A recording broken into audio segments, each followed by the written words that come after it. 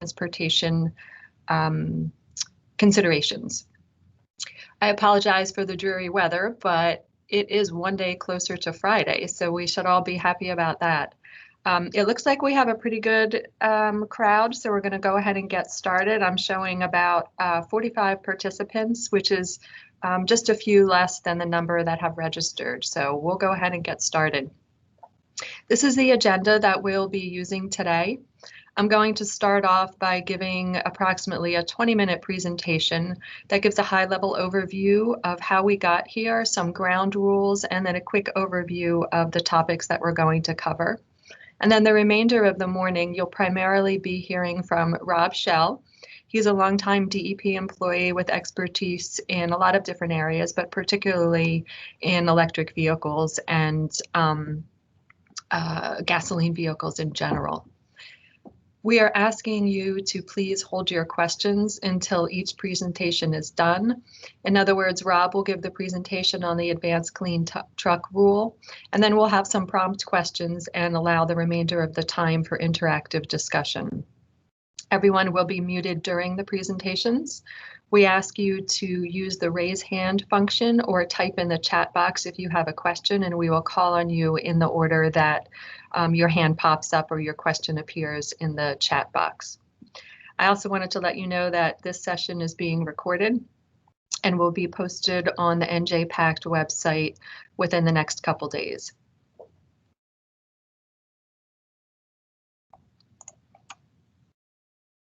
Okay, let me just switch over to my presentation.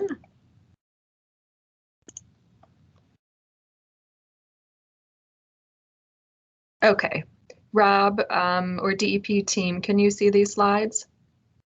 I can see it, but you might want to go to presentation mode. Yep, looks fine. There we go. Okay.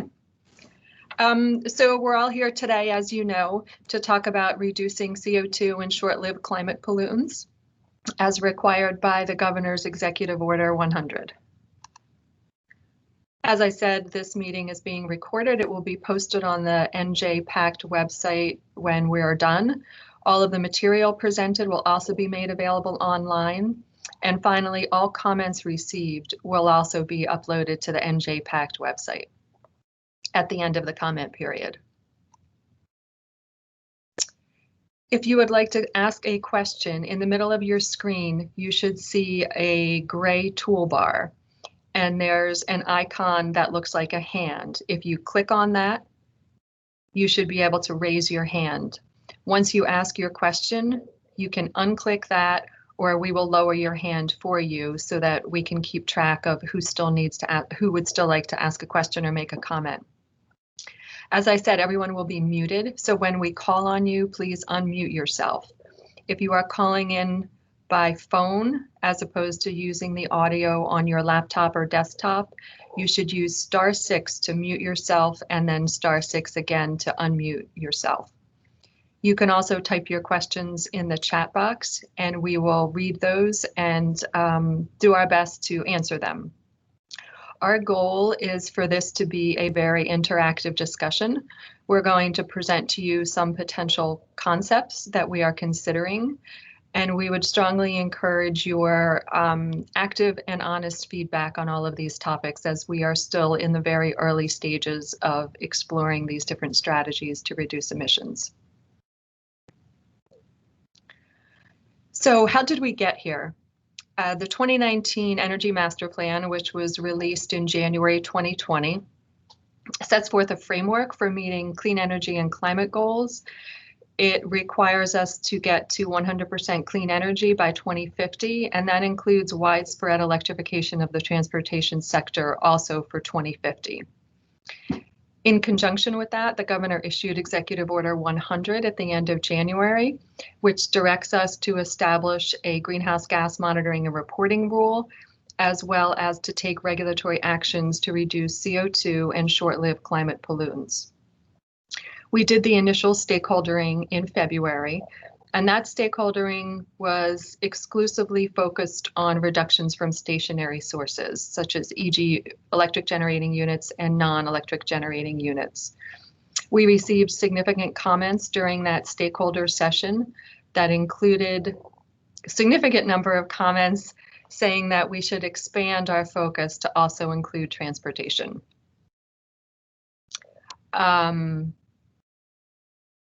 Yes, so that's what this slide says.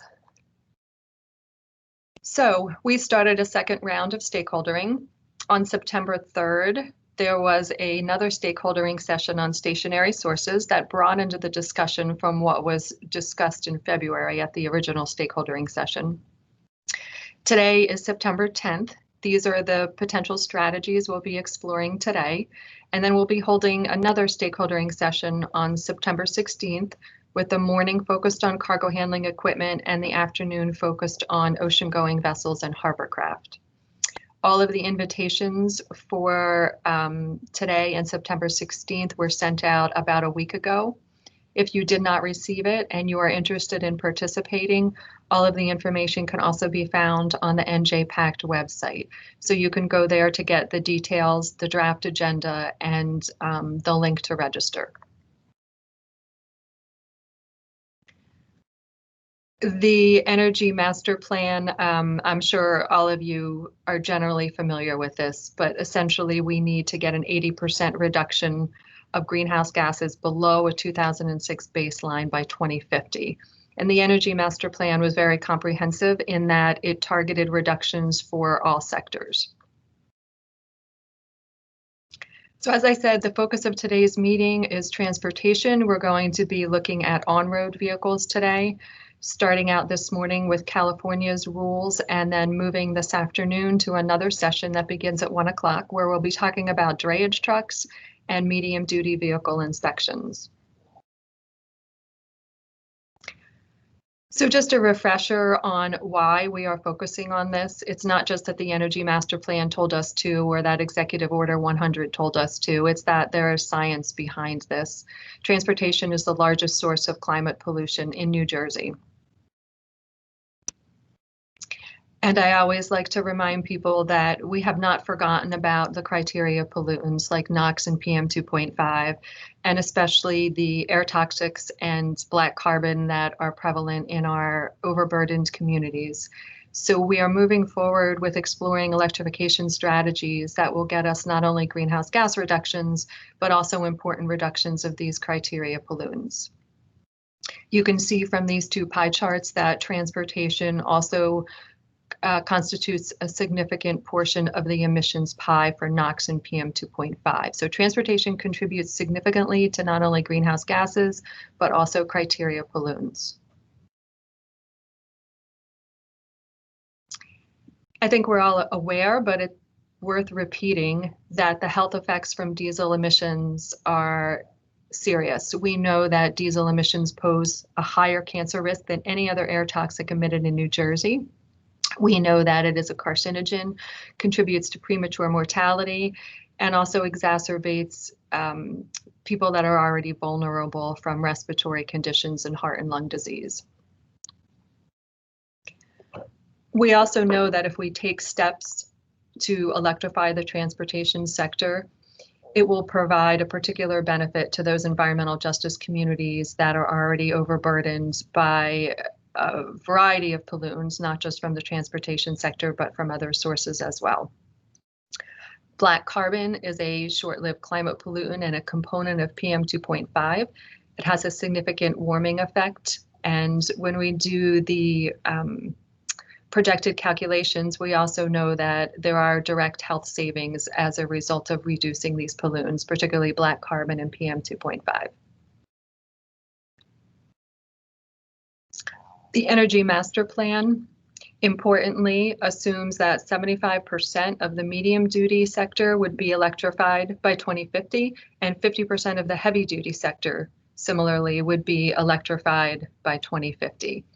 So these assumptions were used to calculate pathways to reaching the goal of 80% reduction by 2050.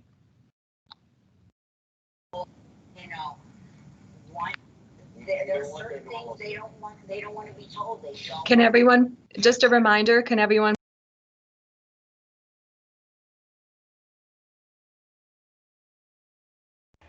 Peg, you're muted. Thank I think you. she must have done mute all and muted herself. Yeah.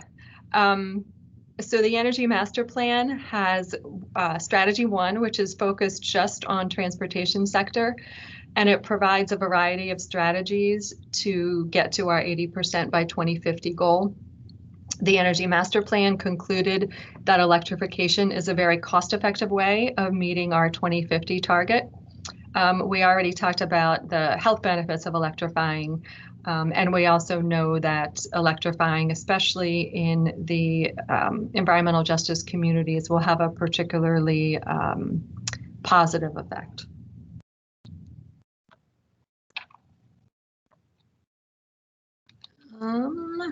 I seem to be frozen. Hold on. There we go. Okay. So with all of those directives and assumptions in the Energy Master Plan and Executive Order 100, I wanted to just talk about a few things that we are already doing, in addition to the strategies that we're going to explore today, that will get us towards a medium and heavy duty electrification. So I was excited about a month or so ago when our governor signed an MOU with 15 other states and jurisdictions that committed to working together to electrify this sector. The MOU has two goals. I can't hear you.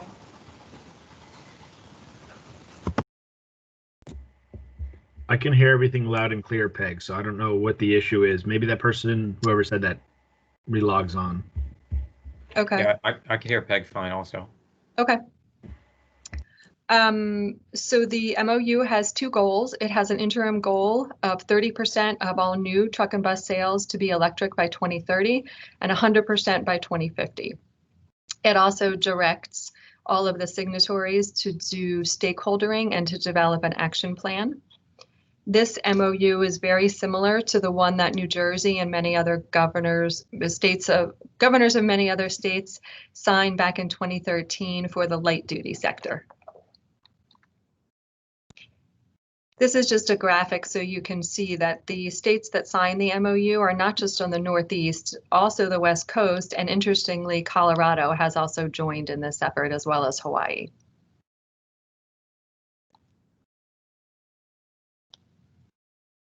We have also committed quite a bit of funding to electrify the medium and heavy duty sector, as well as some off-road sources.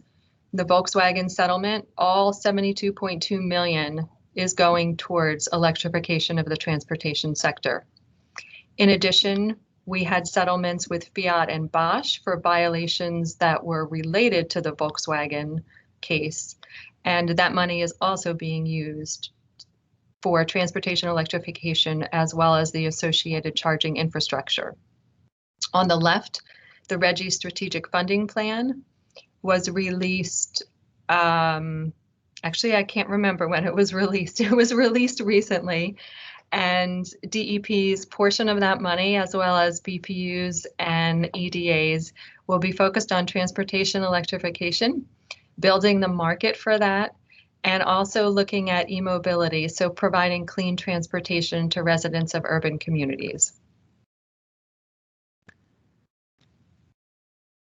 In addition, the EV law that was signed by our governor in January has goals for vehicle electrification and infrastructure development that address not just light duty, but also medium and heavy duty. And it requires New Jersey DEP to develop an action plan with goals for the medium and heavy duty sector by the end of this year.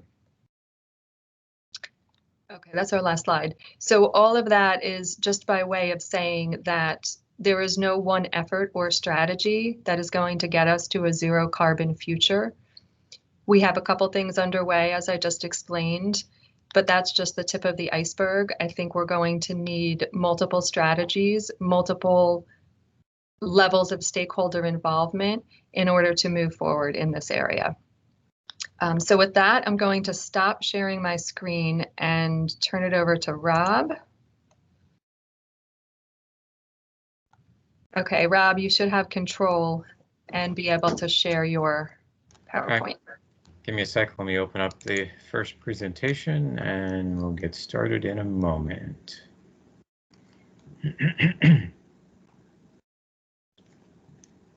The one thing I forgot to mention is that the overview that I just gave will be repeated at 1 o'clock to kick off the afternoon session. So for those of you that are planning to participate in the afternoon session, feel free to take a little bit of a longer lunch because the first part of that will be a repeat of what you just heard.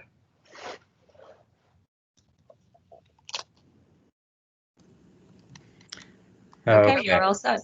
Can everyone see the first slide? Mm-hmm. Yes? Yeah. Okay, good. All right. So the first thing we're going to go over this morning is California's Advanced Clean Truck Regulation. And just for all these slides, all these presentations will be available online eventually. Is that correct, Peg, to say that? Oh, can't hear. Yes. That's Yes, what I all thought. of the So, slides, the recording, and all of the comments submitted will all be posted online. okay, so to that end, there's a slide here of acronyms. I'm certainly not going to read these right now. They're just for your reference for people who want to go back and look at what some of these terms mean. As we come across them during the presentation, I'll try to explain them as we go. So, first step to talk here about is that CARB, California Air Resources Board, have put together a number of different initiatives to reduce emissions, particularly greenhouse gas emissions and NOx, for medium and heavy vehicles. New Jersey is looking at several of these strategies, and we're going to look at several of them today. The four we're going to look at today include the Advanced Clean Truck Regulation, which is really about a sales requirement for heavy-duty zero-emission vehicles.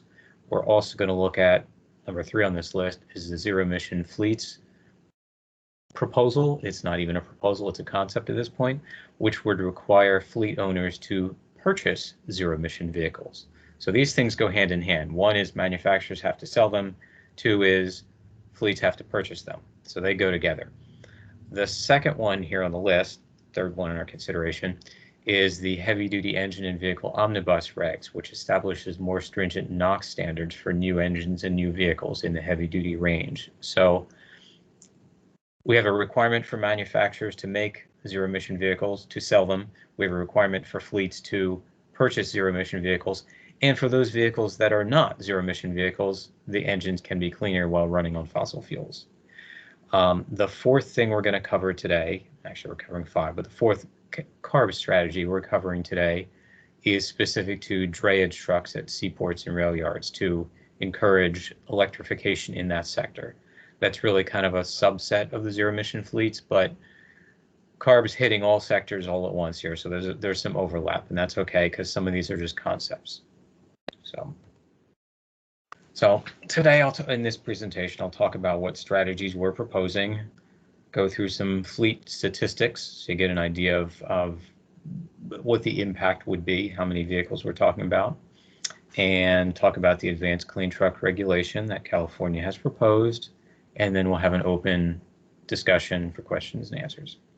Hopefully answers, at least your questions. All right, so this is the regulatory concept. California has proposed changes to increase the number of medium and heavy electric vehicles. New Jersey could consider this an adoption by reference. It would be similar to the program we adopted in 2006. New Jersey, as you probably know, is a California car state. We adopted the low emission vehicle standards and the ZEV mandate. So they kind of go hand in hand, although they don't have to. Some states have not adopted both. But in 2006, we adopted for light duty vehicles, the low emission vehicle standards and the ZEV mandate. The way I see the California Act rule is it's just a ZEV mandate for heavy duty vehicles, what it comes down to. It would be the same kind of thing, only for heavy duty. The current ZEV mandate we have only covers from up to 8,500 pounds. So this one kicks in there and goes up, which is precisely what we're talking about here. So to give you an idea, we're going to be talking a lot about different weight classes of vehicle classes today, weight ratings in vehicle classes. So this is a nifty little chart, which is from, I don't have a credit here, I think it may be from FHWA. Shows you the rough breakdown in weights of different classes of vehicles, where they fall. This proposal is 8,500 to no limit. Usually the upper limit on Class 8 is 80,000, but there's really no limit. So this is Class 2B through Class 8. Now on this diagram, you only see Class 2, which is 6,000 to 10,000, but there's a Class 2A and Class 2B. So Class 2B is 8,500 to 10,000. So we're going to be talking about Class 2B through Class 8. We recently did an analysis of the vehicle population for Class 2B through Class 8 in New Jersey, and it looks about like this in terms of the breakdown. This pie chart represents a total of about 500,000 vehicles. For perspective, New Jersey's entire registered motor vehicle fleet is 6.7 million. So this is 500,000 vehicles out of 6.7 million. Yes, most of them are light-duty cars and trucks. So in the class breakdown here of the medium and heavy, you see a large portion, almost half of them, are Class 2B. And Class 2B are your heavier pickups, passenger vans, cargo vans, larger SUVs. So a lot of things fall into that classification. When you get to Class 3 and Class 4, you're talking about delivery trucks, FedEx, UPS trucks, things of that nature. And Class 5 through 8 range from a whole variety of vehicles. This includes buses too, so transit buses, school buses. They might be in Class 7 range. The heavier tractors, the semi-tractor trailers, are almost all Class 8. So that's why you see that wedge up there. So and again, that's reflected in this, although it's hard to see the different vehicle types, but you can get an idea of the kinds of vehicles we're talking about. Just about everything. We also looked at we did a lot of analysis, but this is just a rough breakdown. You can see that by type of registration and fuel types. Probably 2/3 of the vehicles are commercially registered and about 1/3 of them are personally registered. The reason why you see so many that are personal registrations in this range is going back to that big piece of the pie where half of it is Class 2B. A lot of those are personally owned pickups. So looking on the right at fuel types, we can see diesel, electric, gasoline, and natural gas. You can't really see the bars for electric and natural gas because they're so small in comparison, but they're there. We have about 20 electric vehicles right now. The goal of all this is to get that bar way higher and the others lower, but we still have 20 electric vehicles, so we'll go with that. And we have about 1,500 that are natural gas. The rest you can see are diesel and gasoline. I was a little surprised when we did this analysis that so many were gasoline, but that is a result of the big piece of pie that's Class 2B and partially Class 3.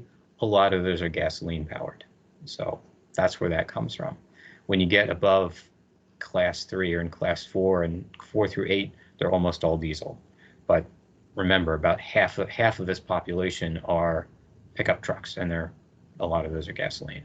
So that's where that comes from. So to give you perspective in greenhouse gas emissions, Peg had showed you a chart which shows the impact of the transportation sector on greenhouse gas emissions. This is a pie chart that doesn't include anything but transportation, and with a breakdown by source type. So all of the vehicles that we're looking at for California regulations on medium and heavy vehicles fall into this 1/3 of this pie, which goes from the gray to the brown. So it's not the passenger cars or the passenger trucks that make up the other 2/3, but it's the 1/3. So it's still, we're talking about 1/3 of the greenhouse gas emissions from on-road vehicles. Certainly not trivial by any stretch of the imagination here. So now we're going to go a little bit into what the Advanced Clean Truck Regulation is. And as I go through these slides, you may recognize both in my text and in some of the actual slides I pulled. There's a tremendous amount of material that I pulled from CARB. So it's not all credited to CARB, but some of my text is language I pulled exactly from them. So if it looks really familiar from what California's presented, that's why. So we're just really echoing a lot of what they've already done. So I give ample credit to CARB here where it's needed. So they're talking about a holistic approach to accelerate the large-scale transition to zero-emission medium and heavy vehicles. Their proposal, their regulation now has two pieces, a sales requirement and a reporting requirement. So we'll talk about those. The sales requirement is like our ZEV mandate for light-duty vehicles, is a requirement for manufacturers to earn credits by selling zero-emission trucks and buses of an increasing percentage by year. And that ramps up from 2024 to 2035.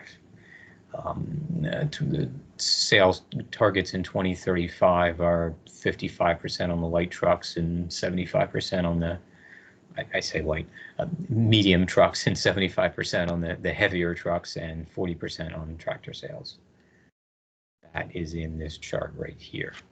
This slide is credited to CARB, but I modified it since between California's proposal and final adoption of this regulation, they changed the sales requirements. So I just went in and manually edited some of this text, but it's still basically a CARB slide. That shows you the ramp up of sales requirements. I will point out that like our light duty ZEV mandate, this is a sales percentage that generates credits. So the credits are proportional to the type of zero emission vehicle. For example, a medium truck might get 1 credit, whereas a heavy duty tractor might get 2 or 3 or 4 credits, since it's worth more. So these sales percentages are credit targets. I hate to assign actual numbers to them. That got us in trouble with the light duty program. I don't want to do that. It's credit targets. So the other requirement is for one-time reporting. This targets large employers, retailers, manufacturers, brokers, basically anybody who does a lot of business in the state, is a large company, and deals in large fleets of trucks. And there's more information on the slides here, so I'll go here. So there's this CARB's outline of who they think would be affected by the large entity reporting. Large businesses, and where it says California, substitute New Jersey. And if there are any California specific numbers, just assume we don't have the numbers yet for New Jersey. But this is what their target is: large businesses with more than 50 million in revenue, large fleets of more than 100 vehicles with facilities in New Jersey, brokers directing more than 100 vehicles, and interestingly, all government agencies at all levels. So probably most government agencies have some kind of vehicle fleets, even if they're light duty. And by the way, this information, I believe, have to go into it, it also collects information on light duty fleets. So it's a comprehensive reporting to look at all the fleet information available in one shot. So what's it for? Why do this? It informs future rulemaking, is most importantly. That one of the next things I'm going to talk about in the next presentation is California's concept for zero emission fleet requirements. This one-time reporting will help inform what the zero emission fleet purchase requirements should look like. So it's important to understand how the vehicles are being used and what kinds of vehicles are appropriate to set purchase requirements. So next slide is a sample of some of the types of things they're looking at. What kinds of vehicles are used by what kinds of facilities? Do they tow trailers? Are they operating close to their weight limit? How many are parked for certain periods of time? How many are parked during the day? How many are parked there overnight? Where do they return to overnight? Do they have tracking? What do their routes look like?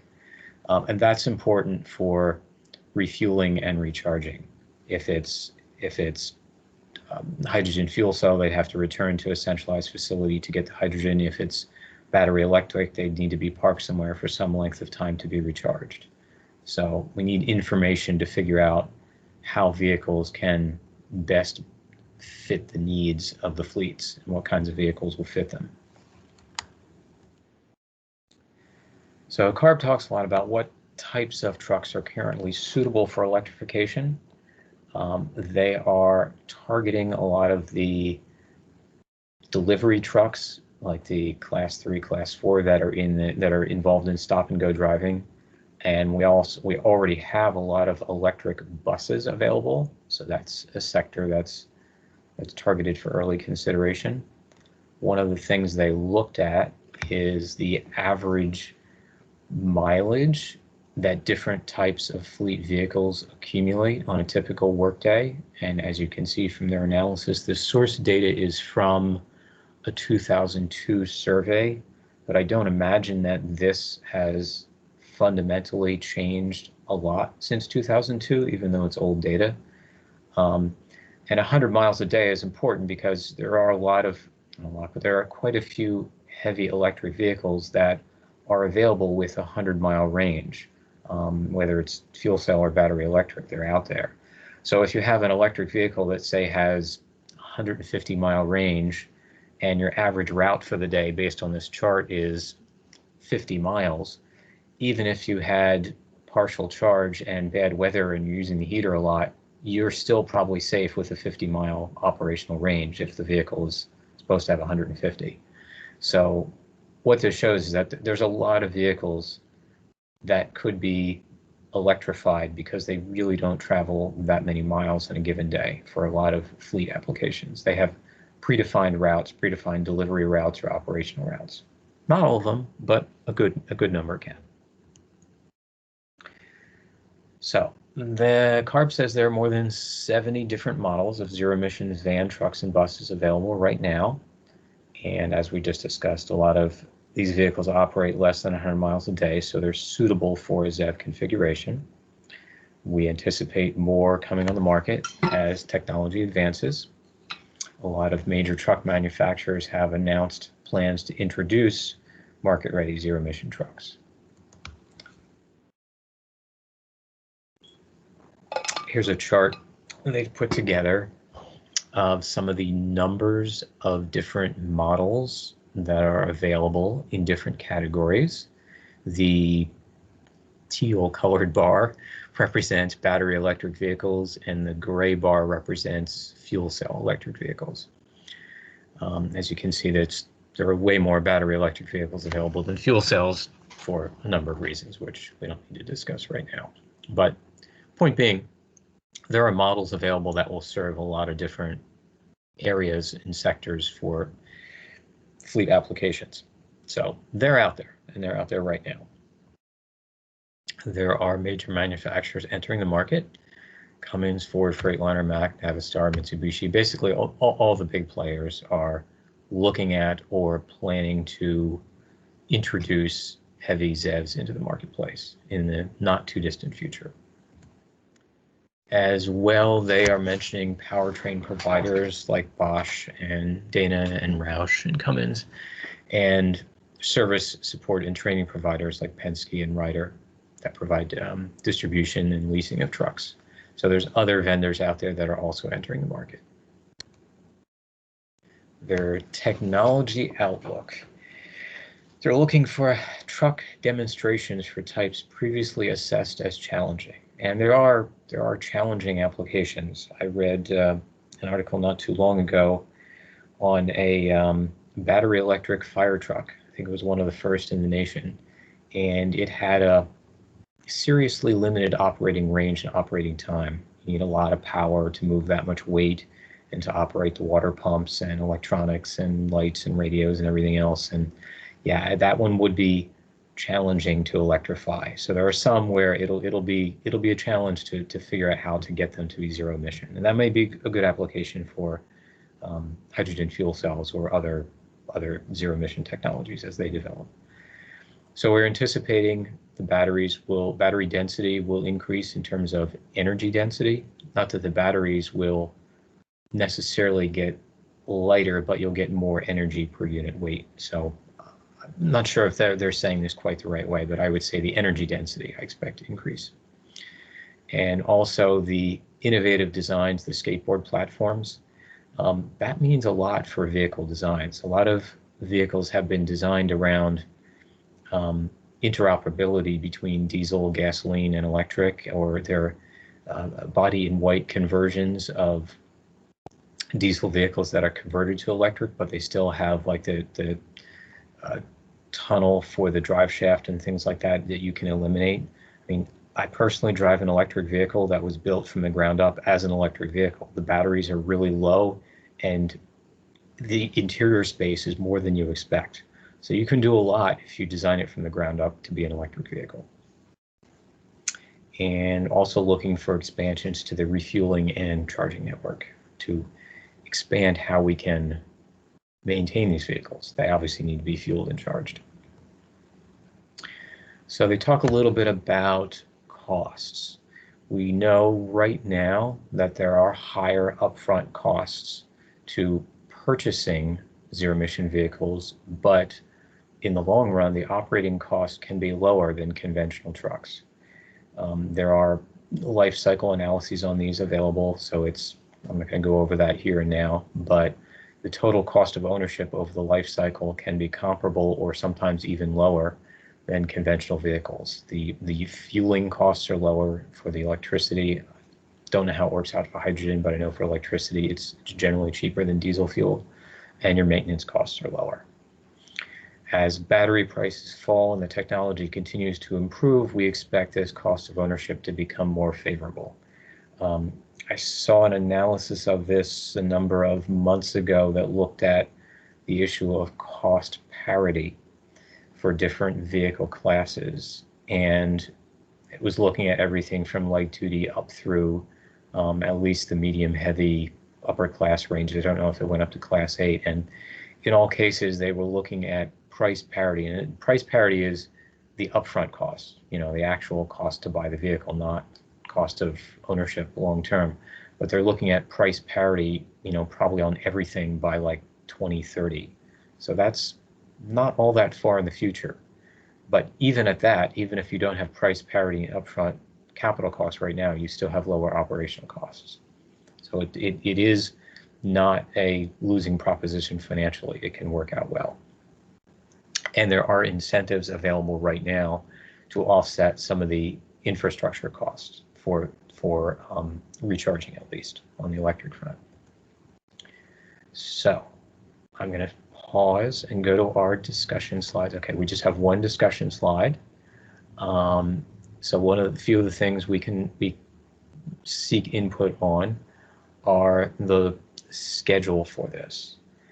California is planning to adopt this in 2020 for model year 2024 implementation. We know we need a 2-year lead time.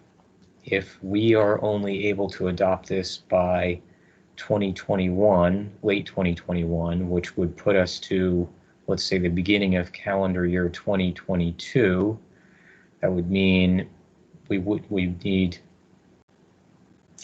2-year lead time, which would put us at the beginning of calendar year 2024, which would be the equivalent of model year 2025, because the model year starts at the beginning of the prior calendar year.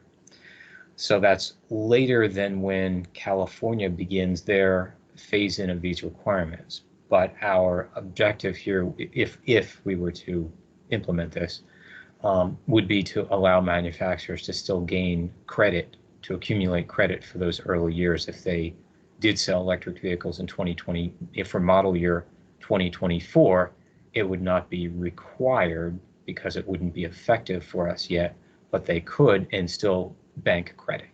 So that would be our objective there. You can see some of the other questions here in terms of, how would we enforce it? How do we do outreach? But I'm going to pause here and go out of presentation mode and stop sharing my screen so that then we can then look at anyone who has comments.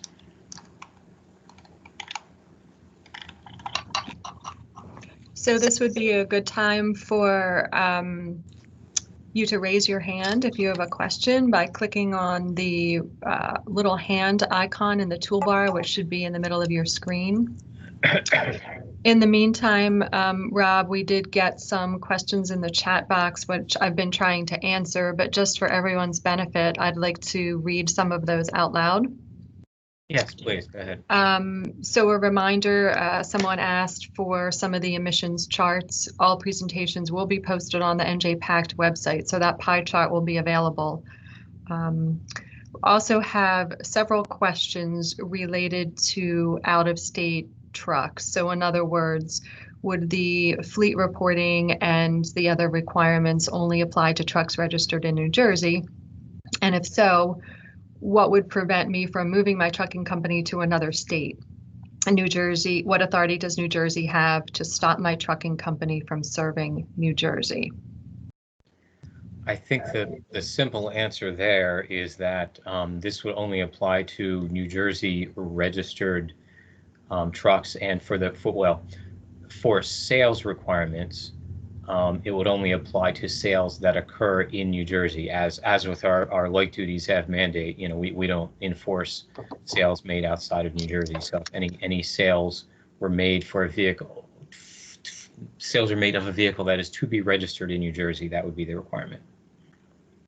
The two things I would add to that are, one, many other states in the Northeast are considering adopting the suite of rules that California is working on.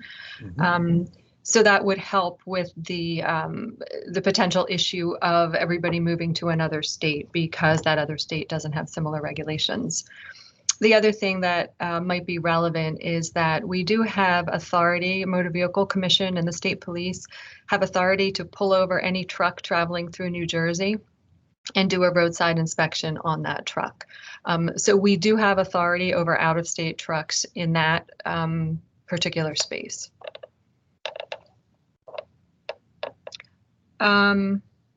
Okay, we have a few people saying that they are not able to raise their hand because Microsoft has a different version on this.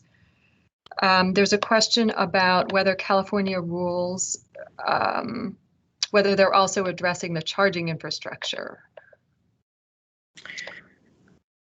They discuss it, and I know there were some comments through their public comment process about the charging infrastructure. I honestly didn't have enough time to dig into all of the California information to know how they're addressing it. I think it's not part of this suite of rulemaking or proposals. It's being considered separately because they have separate initiatives on charging infrastructure. So the short answer is yes, but it's not part of this. Okay. So there are a couple people with hands raised and other people who cannot raise their hands.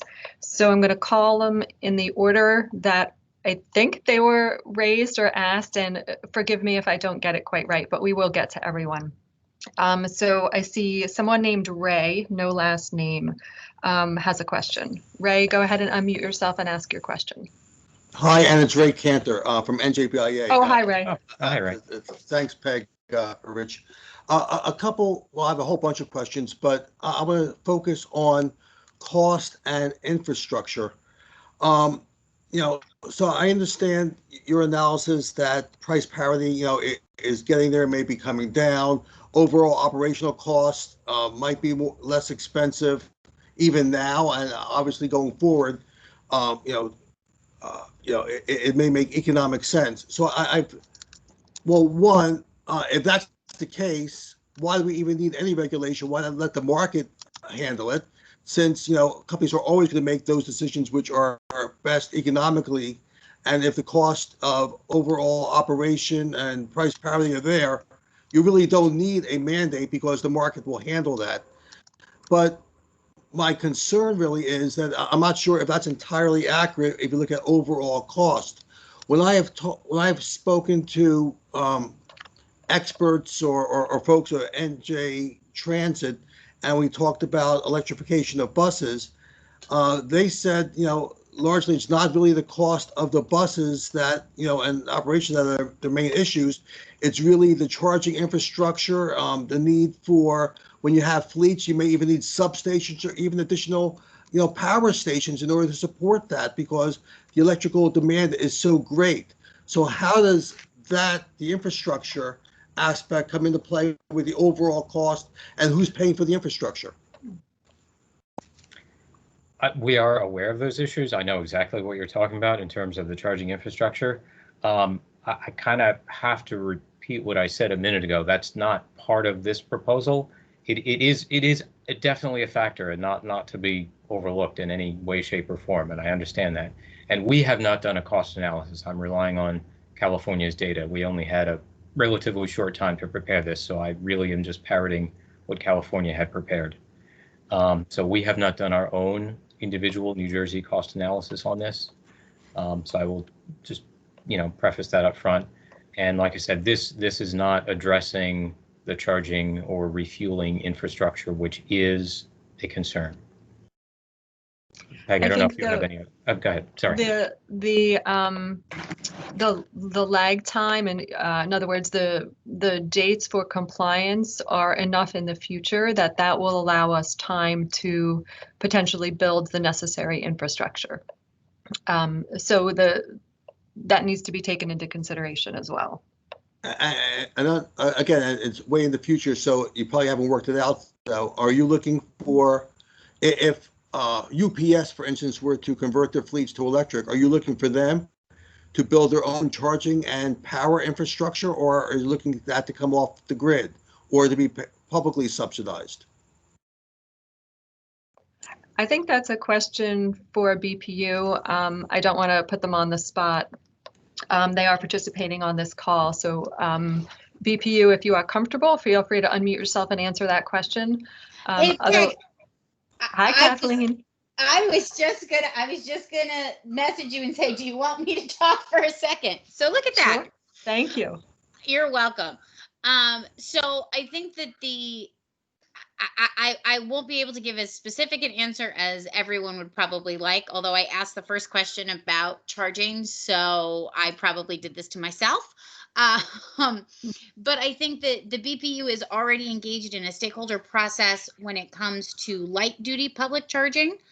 And that looks to private investment first. So I would encourage people to look at that straw proposal to get an indication of sort of where we are. We plan on looking at medium and heavy duty charging in the future for a variety of reasons. The light duty is moving ahead quicker because we have more of a need right there at this moment. I think that when we look at other states, when it comes to charging, some of the things that we have seen that are integrated in other places is battery storage and renewable resources, so that it puts less impact on the grid when it comes to doing fleet charging. There are obviously large implications to the grid, so looking at how to address those and making sure that we're building out in a way that makes sense. And then in different states, there are different mixes of utility owned versus privately owned. And so those are things that we're going to be looking at. But for right now, I think that the most public piece of where our thought process is, at least on the light duty, is in that straw proposal that came out in May. And so I would steer folks to that, which calls for sort of areas of last resort where we don't get private investment, is where utilities would be doing investing. And that's as much as I can give right now. Good Kathleen, enough for now. Yeah, thank you, Kathleen. There's a related question. So since you have the stage, maybe you can weigh in on this as well.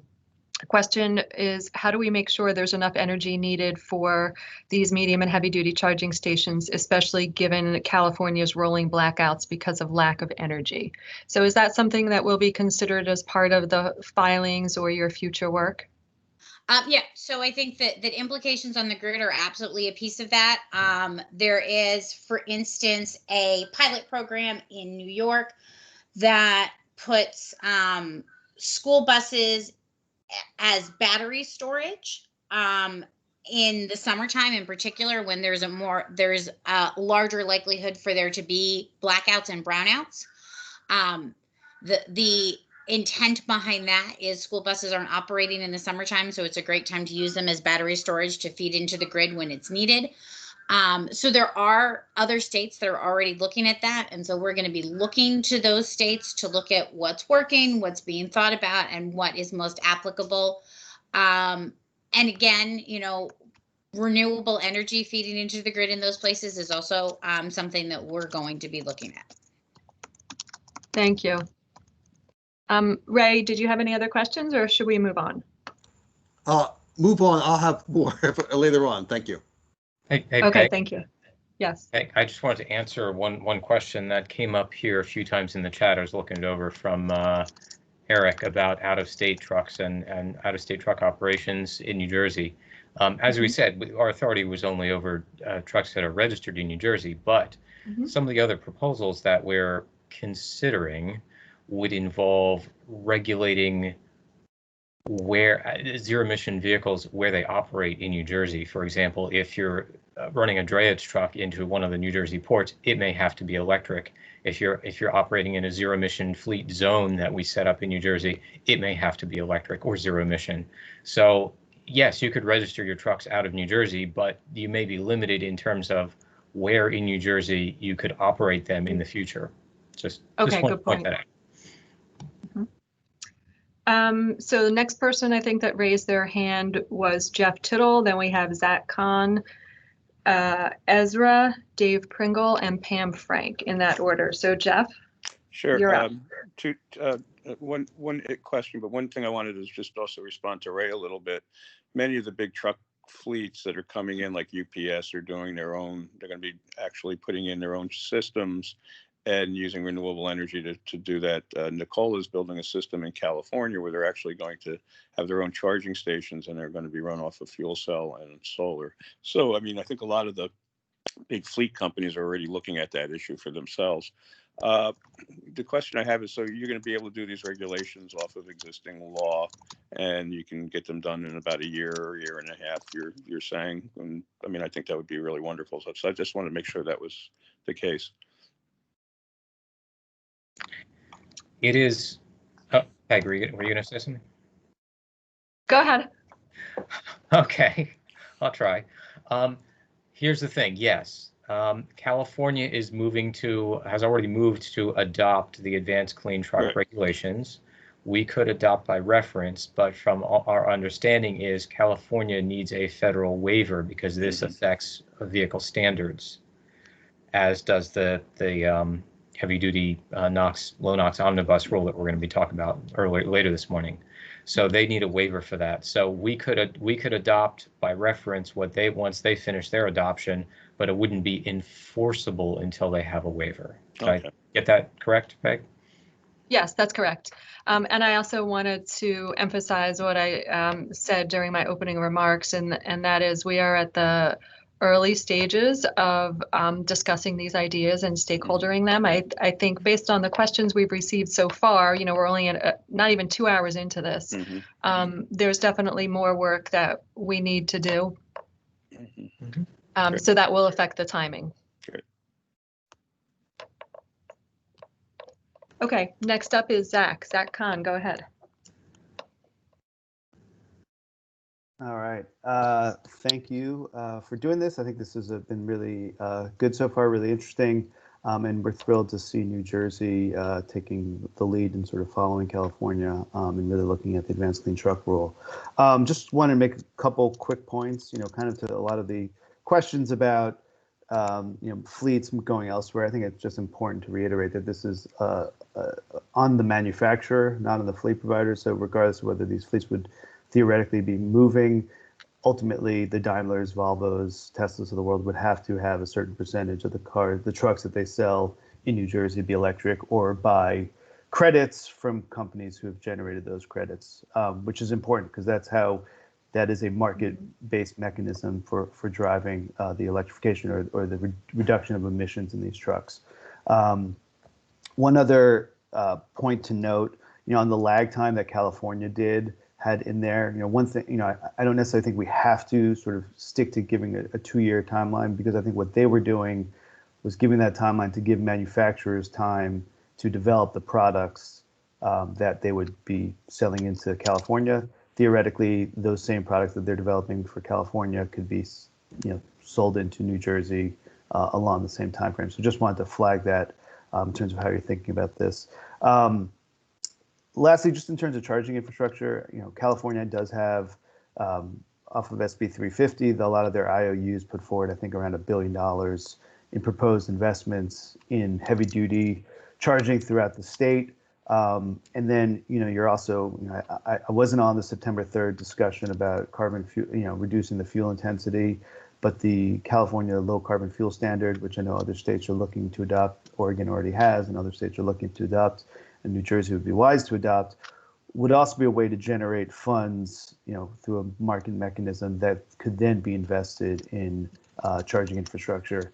And I'd also say, I know New Jersey is doing a lot of great work on the TCI, which would also be able to generate some funds that could potentially be used for some charging infrastructure. So really excited that the state's looking at this, and happy to work together to answer any questions about where the technology is. Okay, thank you, Zach. Just one point on the implementation lag time. I agree with what Zach said. It's since the manufacturers already have to produce and make these trucks available for California, why couldn't we get them earlier? But I think legally we have to have a 2-year lag time. I'm not positive about that. So again, that's one of the things we'd have to research legally, whether we have to build in a 2-year lag time or we can just take them because California already makes them. Okay, next up we have Ezra Finken. Go ahead, Ezra.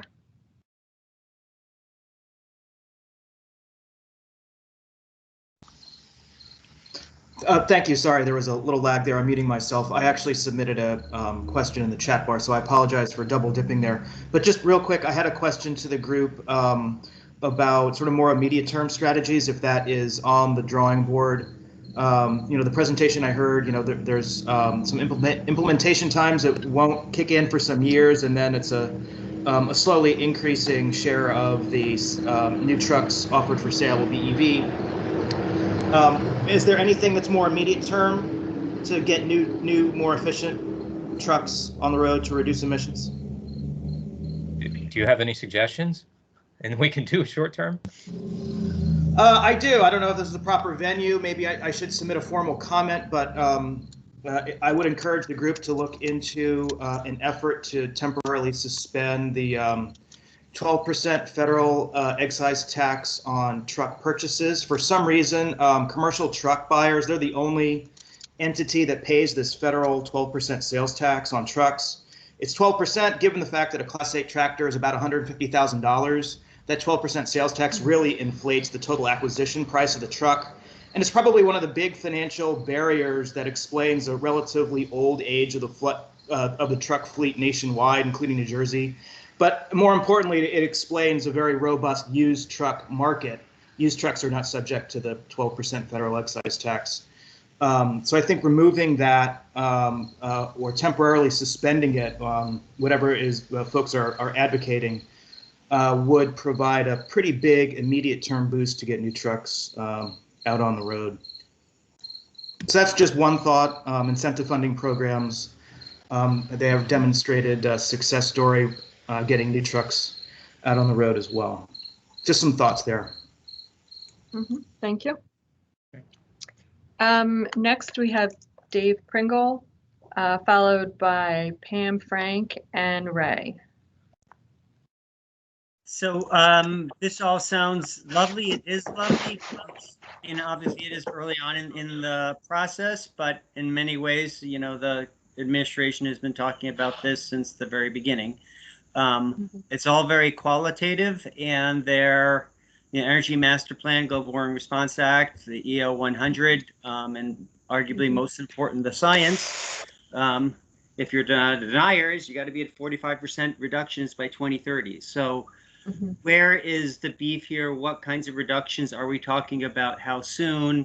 Not just for carbon, or carbon dioxide, but the other short-lived climate pollutants like black carbon and even methane in terms of compressed natural gas. So that's kind of question number one. And number two is this based on the 20-year time horizon, given the law that was passed in January? And if not, why not? And when are you going to start applying that? So on your first question, I'm going to have to defer to the 2050 report that should be coming out within the next month or two.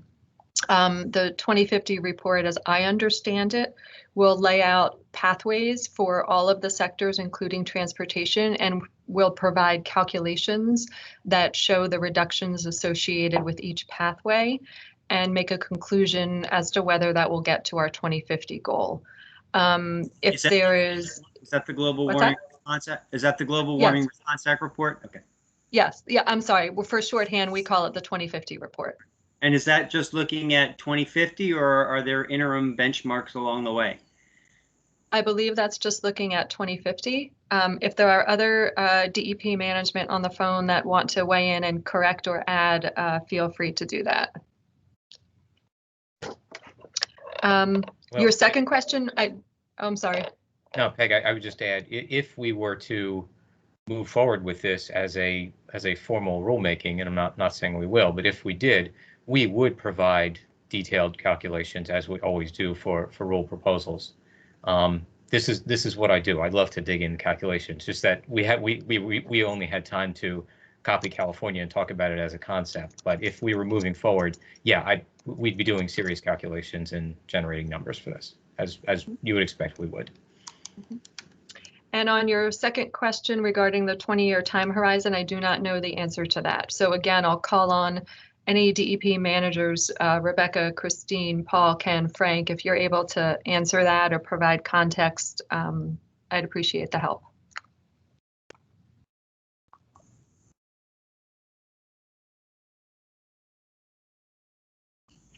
No, sounds like we don't have an answer on that, Dave, sorry. Oh, is someone going to weigh in and answer that for me?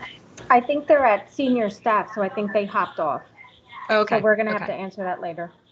Okay, thank you. Sorry about that, Dave. Next, we have Pam Frank. Good to see everybody. Thanks, Peg and staff, for all your work on this. So I had a couple of comments.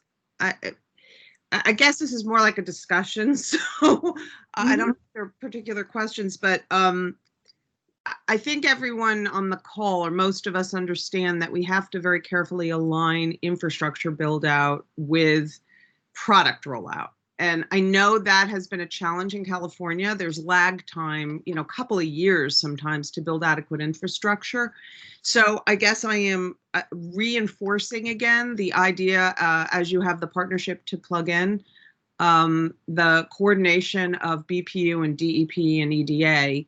Also, EDA and DEP, we're expecting EDA to hopefully hand out some money help in medium heavy duty in the terms of vouchers through the RGGI funding. Hopefully, it remains to be seen, but that seems to be the thinking, at least first phase. And your folks are spending VW money and other monies, right? So as those monies are being spent and the places where that product is going to be going, may or may not illuminate some of the targets for infrastructure focus, which we should start on. Unlike the regs where you need a 2-year timeline, the infrastructure work and planning should be starting now.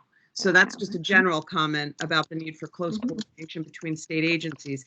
I just want to throw out to the group to talk a little bit about, we're not going to be able to do everything at once, obviously, but the targets for the early infrastructure build out, how we determine what those targets are going to be, because whether or not it's utilities spending that money or private sector spending that money through some carrot approach, some incentive approach to be determined.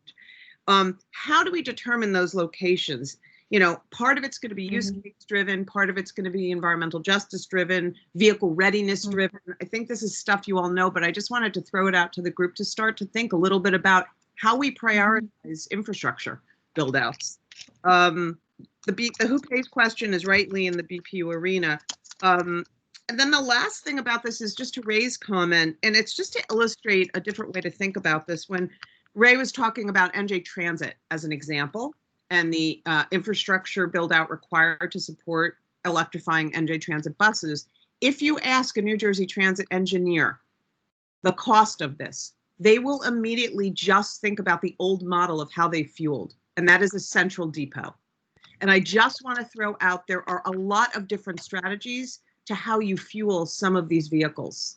There's on-route charging, right? There's just different models that might exist. So it's going to be complex to figure out what the costs of electrifying infrastructure for transit are, because there's many different strategies there, right?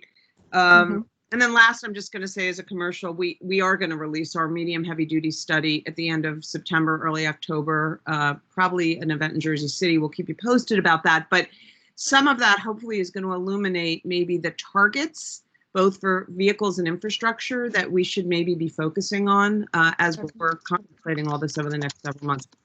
And TCI, great opportunity to provide some funding for all this that we need to do, which is going to cost money. Okay, done. Thank you, Pam. You're welcome. So we have about 12 minutes left in this session. I have Ray Cantor with his hand up again, but also have Amy Goldsmith. So I'd like to call on Amy first because she has not asked a question yet, and then we'll circle back to Ray. And then there's a question in the chat box that I need some clarification on, so we'll do those next. So Amy, go ahead. Yeah, hi, Peg. Hi. Thanks for all the great work you've been doing, and not just on this, but over the years.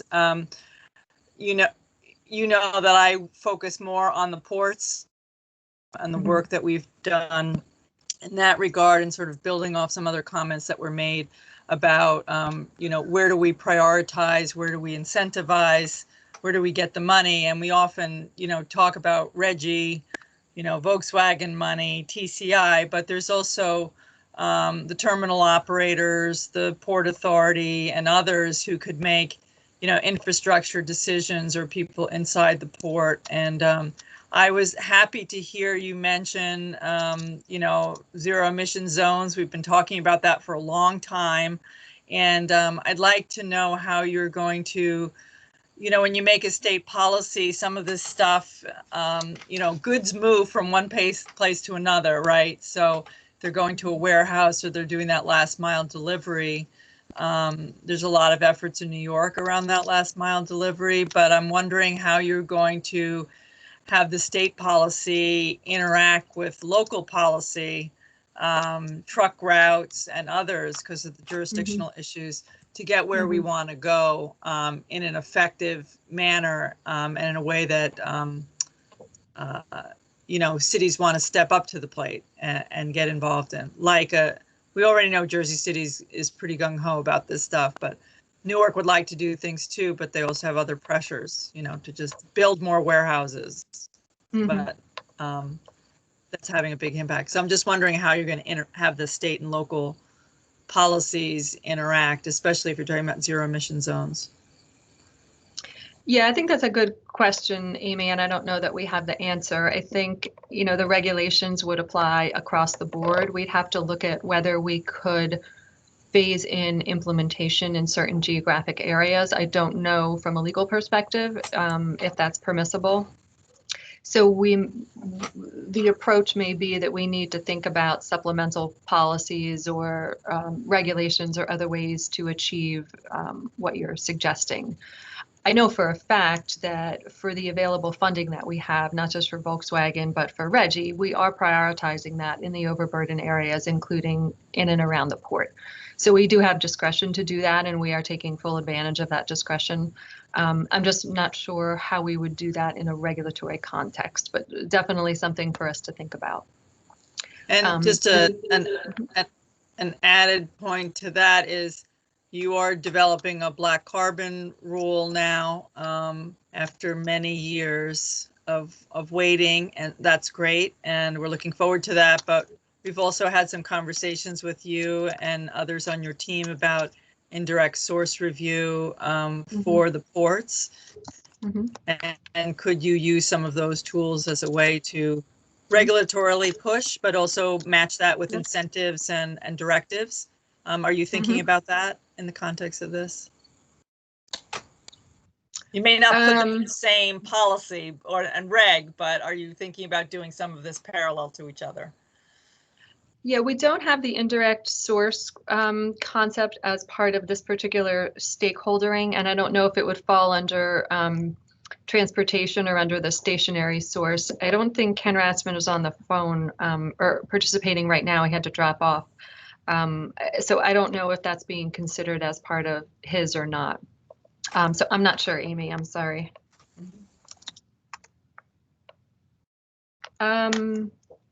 Okay, we have 8 minutes left. Ray, why don't you go ahead and ask your additional questions, and then we're going to go to the chat box.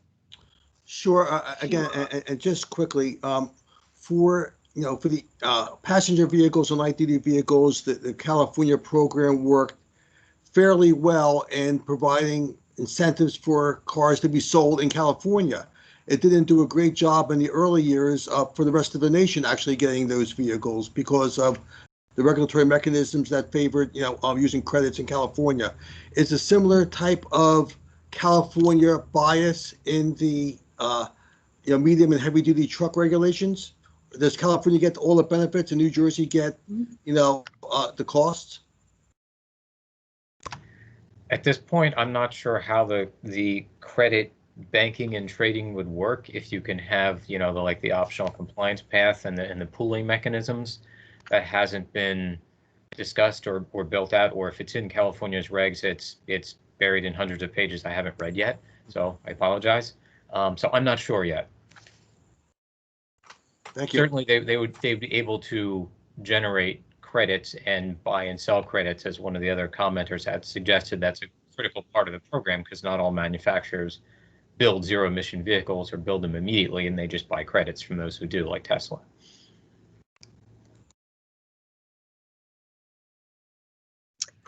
So moving on to the chat box, we have a question from Victoria Carey, which I think we need a little bit of clarification on.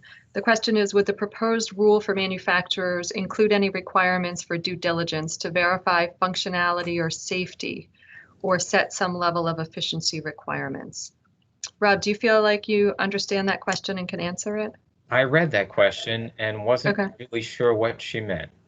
So clarification would be helpful, please. Okay, Victoria, can you expand on your question? Good morning.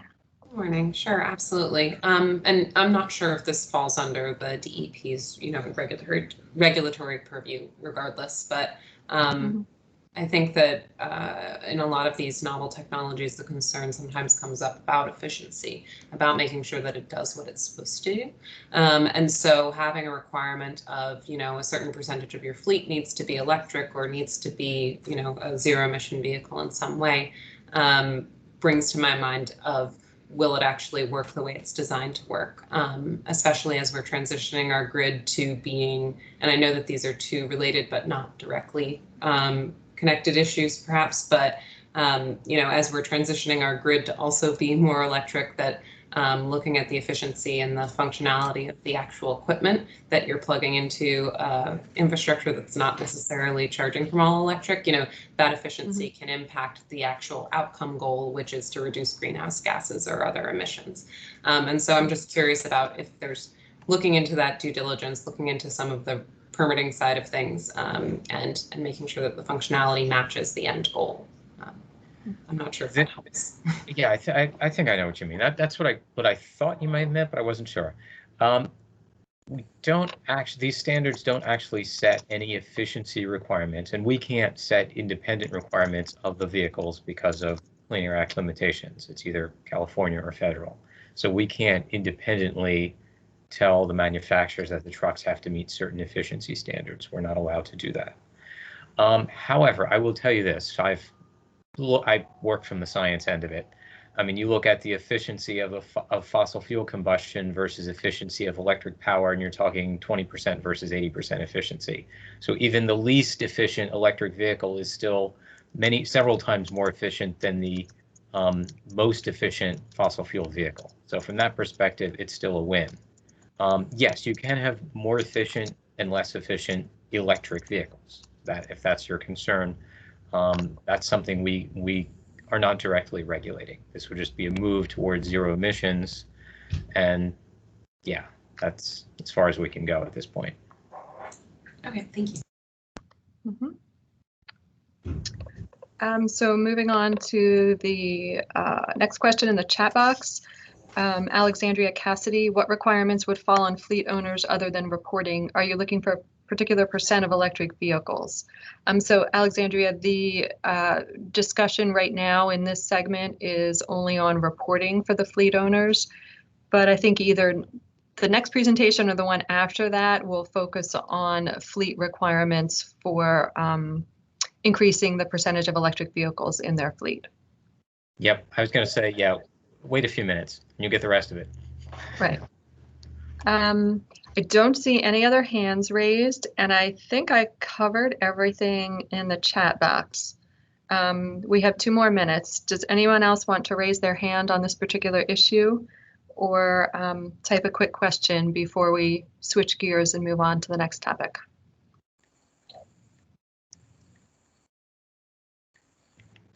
Or is there anything we didn't adequately answer here? I'm trying to skim through the chats here. There are lots of questions and comments regarding infrastructure, and yes, very much understand that's a huge issue. So Rob, can you just repeat the deadline for comments on this? Is it September 24th?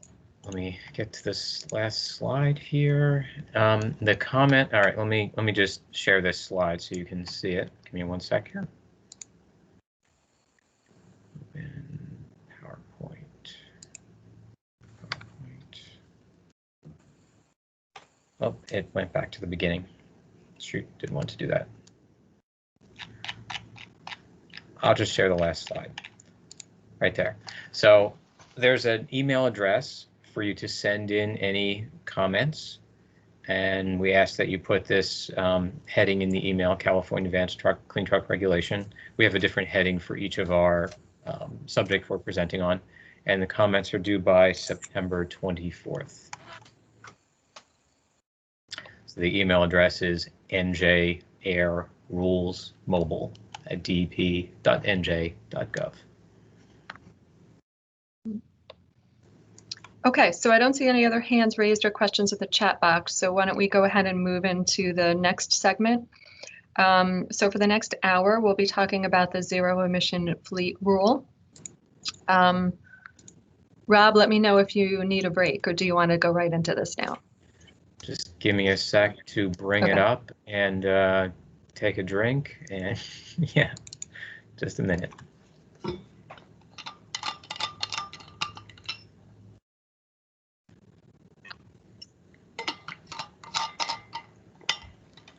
Okay,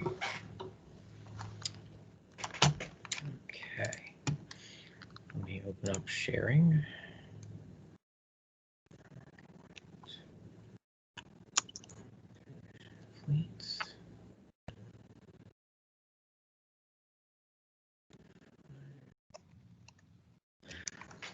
Okay, can everyone see the first slide? Yep. Okay, good. All right, so now we're going to talk about the next piece of California's concept here. This is the zero emission fleet regulation. We call it a regulation, but they're not there yet. So we have a slide of acronyms, and as we had talked about in the ACT rule, this is part of a suite of CARB strategies. So this is one of their other strategies to require the purchase of zero emission vehicles. You know, step 1 is manufacturers sell them. Step 2 is we have to have people purchase them and actually use them. So overview, we'll talk about the strategies we're considering and what the zero emission fleet rules encompass. So California is still early on in this process. They've held one public workshop, from which the rest of my slides are actually from their workshop. So again, just cribbing from CARB here. They've already developed the materials, we're just using them. They're holding another public workshop on September 18th, which is next week, and I will try to attend some of that to see what they have to say. And this is still very much a concept. I mean, theoretically, if this evolves into regulations, we could consider adopting them. However, this is not the same as a vehicle standard under the Clean Air Act. So New Jersey could do something different. We don't have to adopt by reference to maintain identicality with California regulations. So again, this is just a concept. It's a concept for them, and it's even more of a concept for us. But the point here is to begin to get the zero emission fleet vehicles purchased and in use. All right, so I'm going to go over the California slides of their package of concepts, and I don't know if they would incorporate all of these elements or just some of them. I imagine it could be a mix, and it would be informed by their one-time reporting requirements, which are a requirement under their Act rule. I think in the chat and previously someone asked about timing. Under the Act rule, I believe the one-time reporting for California is due by like April of 2021. So they're expecting to get that information back pretty quickly, which will then help them to flesh out the zero emission fleet requirements once they get a sense of what the fleets look like and how they work. So their concepts include several different steps here. A phase-in of ZEV purchase requirements. There's an EMA proposal, which is 100% ZEV by segments, by usage segment. A zero emission fleet standard, green contracting, zero emission operational zones, facility requirements. Those would be requirements for refueling and recharging, and a mile standard. We'll go through each of these in detail, so you don't have to remember these. So the first thing they talk about is a phase-in of ZEV purchasing, and this would be a ramp up for applicable fleets. And I don't know the definition of who would be required to make these purchases. There's no definition of, who's a fleet that has to buy these yet. So I know some of you will ask, well, who's impacted? I don't know. It's just a concept. But it would be incumbent on certain fleets to purchase a certain percentage of ZEVs as part of their normal turnover. In none of these proposals we're talking about are we pushing any accelerated turnover or replacements. Just whatever vehicles you have to purchase on any given year, you would have to meet those requirements, whether it's a low NOx engine, that's our next presentation, or it's a zero emission vehicle. So some of the considerations under here are how to maximize the ZEVs for different vehicle types and fleet types, when to set the 100% requirement. So how quickly do you ramp it up? How to benefit DACs in California speak is disadvantaged communities. So just substitute EJ areas or environmentally overburdened areas for New Jersey. So how to benefit EJ areas, and how to guard against pre-buys or delayed purchases. So, if the fleet recognizes that next year I have to buy 50% ZEVs and I need to replace some vehicles, well, maybe this year there's only a 30% requirement, so I'll buy a bunch this year and I can buy fewer ZEVs and more diesel trucks. How do we guard against that kind of behavior in the process? Ultimately, I don't think you can, but it's a consideration. So then another piece they're looking at is the EMA. EMA is the Engine Manufacturer Association. I think it's Truck and Engine Manufacturer Association. They made a proposal for 100% ZEV sales requirements by certain market segments. And you can see what their proposal lays out here. I don't have further details on this right now. Again, it's all just proposals. So they're looking at certain market segments being 100% sales. So say by 2026, if you operate a fleet of refuse trucks, garbage trucks in New Jersey, every single new one you buy would have to be a zero emission vehicle. And that's the EMA proposal. Similar questions: how to maximize the deployments.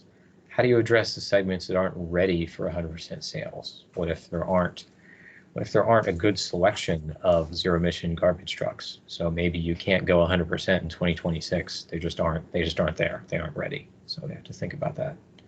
How do you ensure benefits occur in EJ communities? And again, how do you guard against pre-buys or delays? Another concept they have is a zero-emission fleet standard.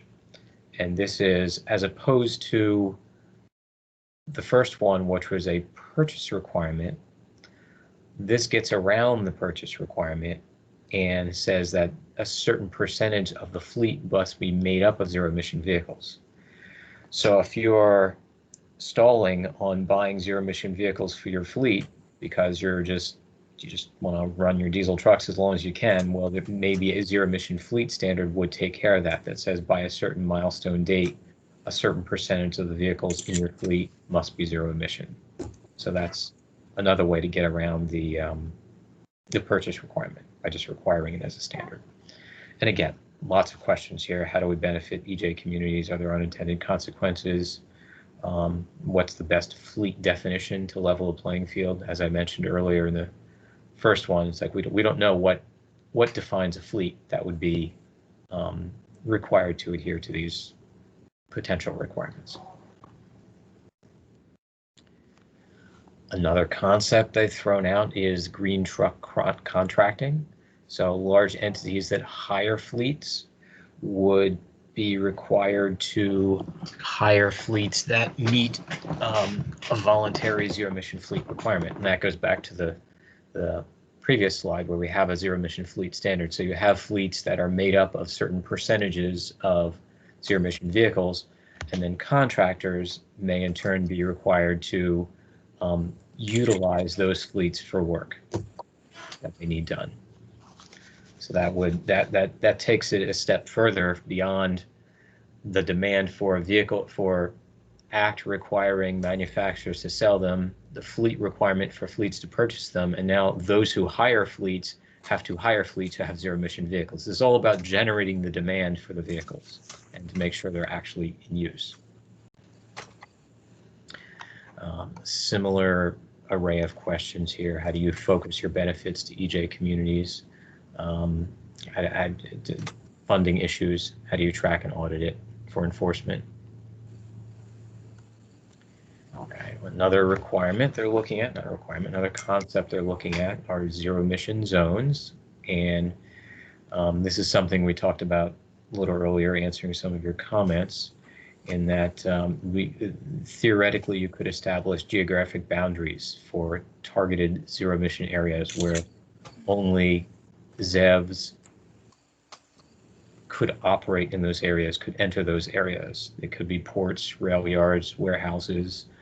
They could be city boundaries. Those could be cities around disadvantaged communities. California has air basins. We don't really have an air basin. It's pretty much all of New Jersey. But you get the idea that areas that are disproportionately impacted by mobile source emissions or pollution in general could be targeted as a community where only ZEVs can enter those areas. How you could do that? How do you determine the locations? How do you enforce it? Those are all open questions. So, like I said, these are concepts for consideration, and some of these are very interesting and potentially appealing, but I'm not sure how we do it. So apparently California isn't either, based on these slides. Facility requirements. This is another concept to help make the zero-emission vehicles more practical for everyday use. Facilities that potentially receive a lot of trucks, that have loading docks, that have areas where trucks wait, trucks load and unload, spend a lot of time, ports, rail yards, warehouses, delivery hubs. They could install fast charging or hydrogen refueling. So, and this helps in part to take the load off of, potentially, again, take the load off of fleet owners for having to build out infrastructure for their fleet if they know that there are refueling and recharging facilities at all the places they go, and that they can get fuel and recharge where they operate. So this is a potential requirement for certain facilities. And again, questions are, well, which facilities do you target? How big do they have to be? How many trucks have to go through them for them to be required to have refueling or recharging capabilities? So things for consideration. And lastly, among their concepts is a zero emission mile standard. So this would set some sort of targets or goals or metrics for zero emission miles for fleets to achieve. And this gets a little bit to the question about, efficiency, to make sure that the zero emission vehicles that are purchased are actually used, and that the miles that are being racked up by these fleets in operation are electric miles or hydrogen miles and not diesel miles or gasoline miles. So this, again, is kind of amorphous, but it's a concept. So they talk about some of the early market segments that they want to focus on. Drayage, intermodal, which we will be talking about this afternoon as one of our focused areas. First and last mile delivery. Those are, the ubiquitous Amazon Prime trucks that we see on the street every day here. I know they stop at my house several times a week. That's prime area for electrifying fleets. Private buses and shuttle buses, garbage trucks. Some of these vehicles have very predefined routes and don't cover a lot of miles in a given day, so they're perfect for early implementation of electrification or any zero emission technology. Utilities, public agencies, they have a few others here. So their goal with drayage and intermodal is to achieve 100% zero emission by 2035. Again, these are California goals, and they talk about 23,000 statewide. Again, those are California numbers, not New Jersey specific numbers. We would have to create our own numbers and our own specific targets. So these are major emission sources in EJ communities. Again, that's why we will be focusing on this stakeholder session and our next stakeholder session on areas surrounding ports, because we know they disproportionately impact certain communities. So that's a good reason to focus on those. There's opportunities for shared infrastructure, like I saw with the facility requirements. If we know these trucks are drayage trucks and intermodal trucks are used constantly in these locations, well, that's a great place to site your refueling and recharging sites. Again, so the fleets don't have to build their own. They know they go to the ports every day, they can recharge there. So there's opportunities for sharing resources and infrastructure. And it impacts a significant number of owner-operators, which Jeff will probably talk about later this afternoon when we go into the drayage, that there's an interesting array of operators of those vehicles. So first and last mile delivery, they're looking for a target of 2040. These are your regularly delivery trucks, the residential partial delivery. That's 80,000. Again, that number is for California, not for us. But we know that UPS, FedEx, and Amazon is already interested in moving in the direction of large zero emission purchases. You've probably all heard that Amazon had ordered 100,000 of their delivery trucks from Rivian, of their light duty, medium duty box trucks for Amazon delivery. 100,000 vehicles. That's a lot. So we have buses and shuttle buses. So this is everything from the smaller chassis shuttle buses up to full-size transit buses. They're looking for 100% by 2040. The challenge here, a lot of these buses are available commercially now. It's just a matter of getting them out into the market. The challenge is on some of the longer distance motor coaches. Certainly, a lot of buses operate on a predefined route, and they can charge en route. There are charging methods that don't involve them stopping and plugging in. There are the name escapes me at the moment, but there are overhead charging systems that can engage the buses, and they can charge as they stop. so it doesn't need to be an overnight charge. But for long distance motor coaches, it's more of a challenge. For buses that travel longer routes, they may be the holdouts that still need fossil fuel for longer periods of time. So there are some challenges to overcome there. Refuse service. They're again looking for 100% by 2040. Again, ignore the numbers. Those are California specific, but they're owned and operated by contract with municipalities. In California, there are also independent operators in New Jersey. I know of several that operate around here. But the good thing is they have predictable routes. They return to base every day. And they don't need extraordinarily long ranges to operate. They do require a fair amount of energy, but they have a predictable route. And also importantly, they operate in neighborhoods where people are more subject to the pollution from the vehicles.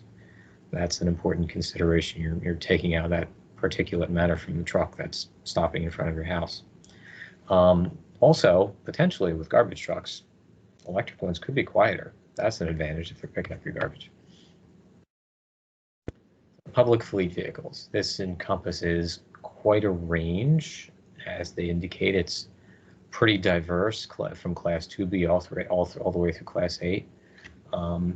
They're also looking at NZEVs in here. That's something they've mentioned in some of their other work. NZEVs in California speak is a near zero emission vehicle. In the medium and heavy realm, NZEVs are what we would call plug-in hybrids. So NZEVs have to have some all-electric range to be provided by plugging in on the grid. I don't think NZEVs can include fuel cell. I think NZEVs are only hybrid electric. My concern with plug-in hybrids is always the one concern that we all have is that, well, what if they never plug them in? So that's an issue. Certainly with public fleet vehicles, there are different challenges. They're replaced on different cycles, and they're more driven by budget and funding issues than private concerns are. You know, we work in the public sector here, so we are sensitive to our funding issues. In the private sector, if there needed to be a zero emission fuel surcharge, you could theoretically add that on to our product or service. In the government, it's a lot harder. Our revenue sources are a lot more difficult to come by. So replacing public fleet vehicles has different challenges. It says on this slide there are no plans to require ZEV school buses, but in one of the other slides in this presentation, there was an EMA target for 100% zero emission school buses. So again, not all these things are worked out, and they're not all going to work at the same time. So the last sector they're looking at are private utility fleets. These would, of course, be vehicles that service, your phone, cable TV, electric, things of that nature, all telecommunications. There are a pretty wide range of classes and body types. Some of them are very specialized. There was a truck out front here a few months ago that was putting in a new utility pole, and it was a special truck with just a big giant drill rig on it to just drill holes and a crane to put in utility poles. That's a very specialized vehicle. So, I don't know if you can get these electrified in all segments at this point. The other issue they have is some of these vehicles many of them operate regionally, but some of them operate over long distance or have emergency response considerations. I know you often hear about utilities that go to help out in other states to recover from natural disasters to rebuild their grids. So electric vehicles would not be initially suitable for that kind of an application. So again, more challenges to how to make this work. So what about ZEVs in other segments? They're looking for 100% zero emission by 2045 for other market segments. They're considering the role for NZEVs, which I talked about. Those are your plug-in hybrid, medium and heavy vehicles with all electric range. Of course, as we've all discussed already, substantial infrastructure build out. It's a critical part. And they're looking at the work trucks and service vehicles and vans. So what about the like the Class 2B vehicles that are pickup trucks. And that wasn't really part of stuff that was discussed here. And at the complete other end of the spectrum, we have some of the regional and long haul tractors. They're obviously a sector that would be hard to electrify. There are other considerations there for fuel cells and how much range you can get out of them.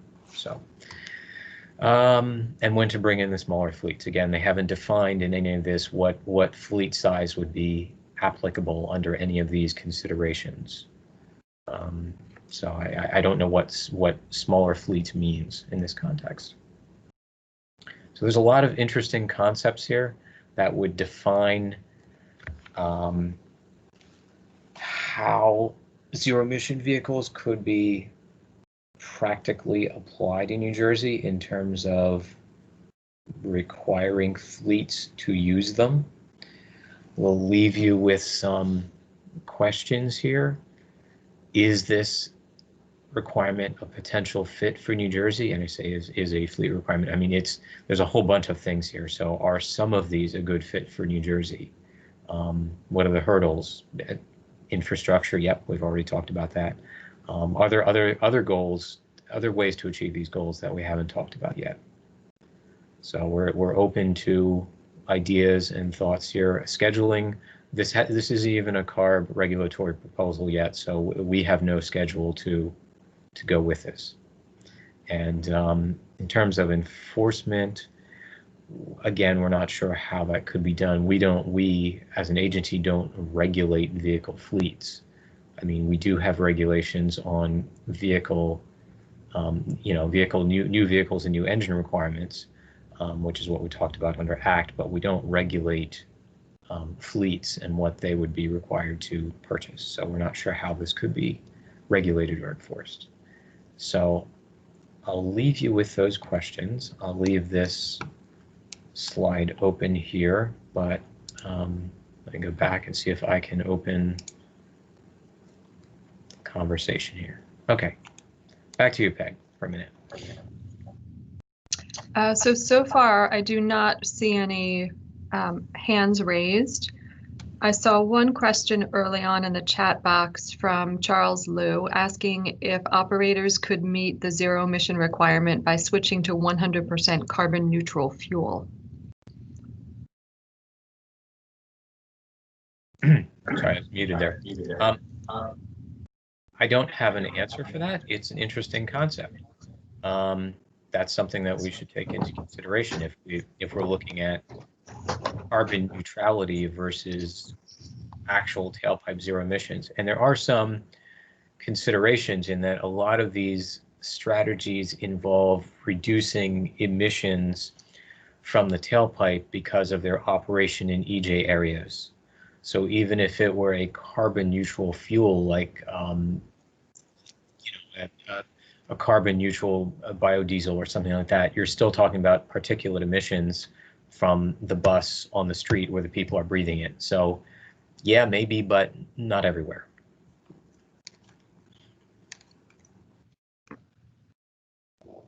There are also some back and forth questions which appear to have been answered by Pam Frank, thank you. But there's a question about how long does it take to charge a medium and heavy duty vehicle?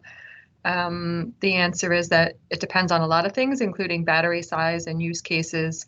But Pam Frank is offering that will be addressed in her upcoming report. Thank you, Pam. Yes, there are a tremendous number of variables there in terms of the charging infrastructure you use and the use case for the vehicle, whether it needs fast charging or whether it could be plugged in overnight. For a lot of the vehicles that are in the lower classes, like 2B, 3, 4 range, and their routes are, like the 100-mile-a-day routes, they can use regular level 2 overnight charging kind of thing. So it depends.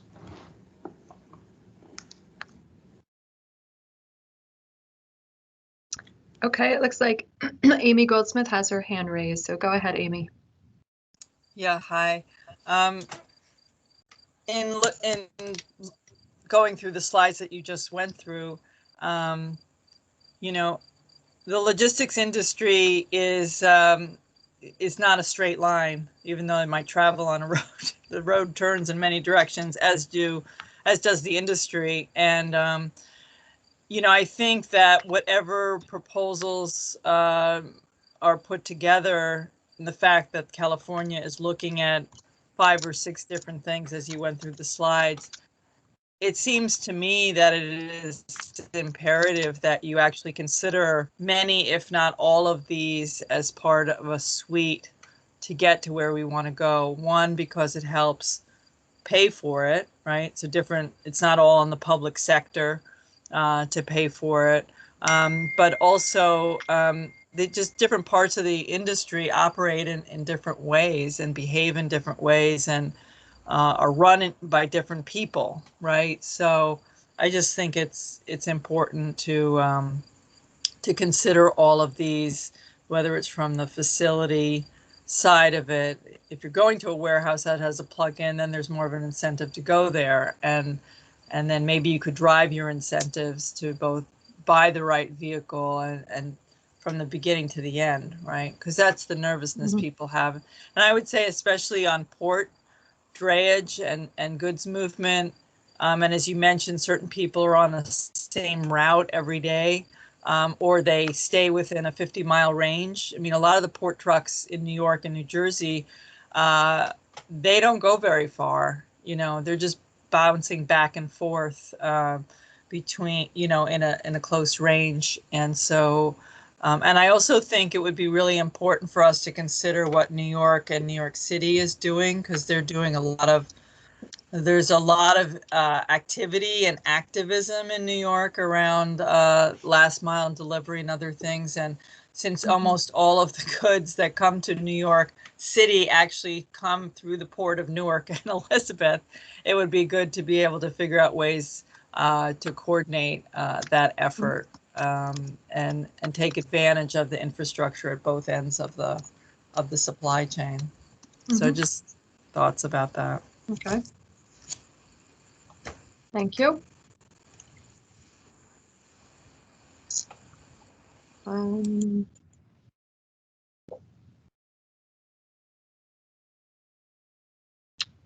Okay, I see a question from Alan Schaefer in the chat box. It looks like it's actually a few questions, so let's try to dig into that. How much weight will be given to affirming or amending the strategy if a determination is made that the need for CO2 reductions is more immediate than certain strategies can deliver? A balance of near-term strategies available now that yield substantial CO2 reductions, such as low-carbon fuels, versus a ZEV-only strategy. Is the state prepared to give consideration to that, or has the decision been made that only zero-emission vehicles are suitable? Alan, that's an interesting question, and my opinion on that is that in order to reach our 2050 goal, we really do need widespread electrification.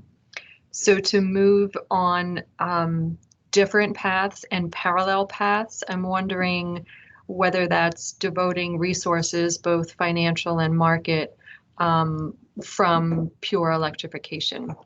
So I think that's the balance we need to think about.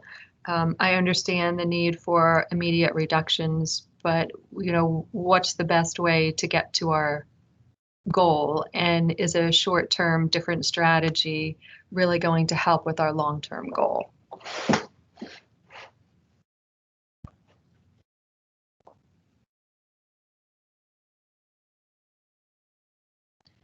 I don't see any other hands raised or any other questions in the chat box. So we are about 30 minutes ahead of schedule.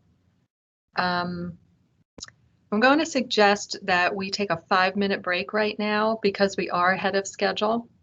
That'll give people a chance to type additional questions in the chat box or raise their hand. It'll also give some of us presenters a chance to just take a breath and stretch our legs. So we're going to pause. You can stay logged on, shut off your cameras and microphones, and recording will continue. And we'll come back in 5 minutes at 10:56, and we'll resume discussion for the zero-emission fleet rule.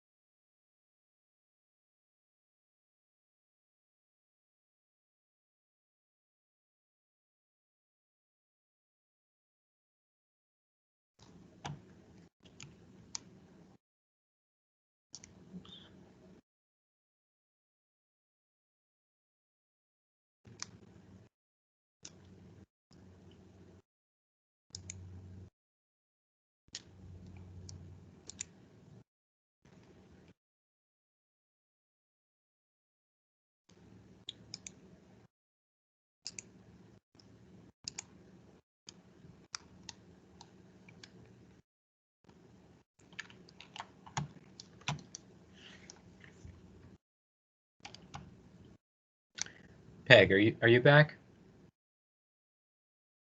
I am back, so we can start whenever you're ready. I was just sharing this slide for submitting comments. Can you see that? I'm seeing a blank screen now in Teams. Yes, I can see it. Okay, I'm just getting a black in Teams. Rob, you might have to log off and come back in. Well, no, what I think it is I'm seeing the chat box and I'm seeing all the images down at the bottom, and I have the control bar.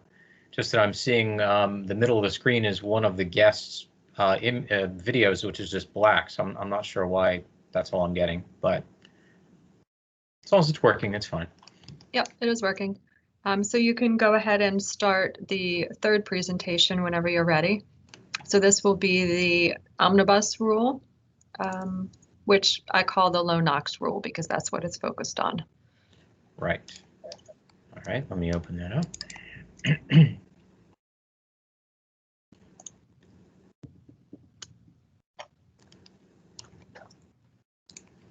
And share that. PowerPoint here.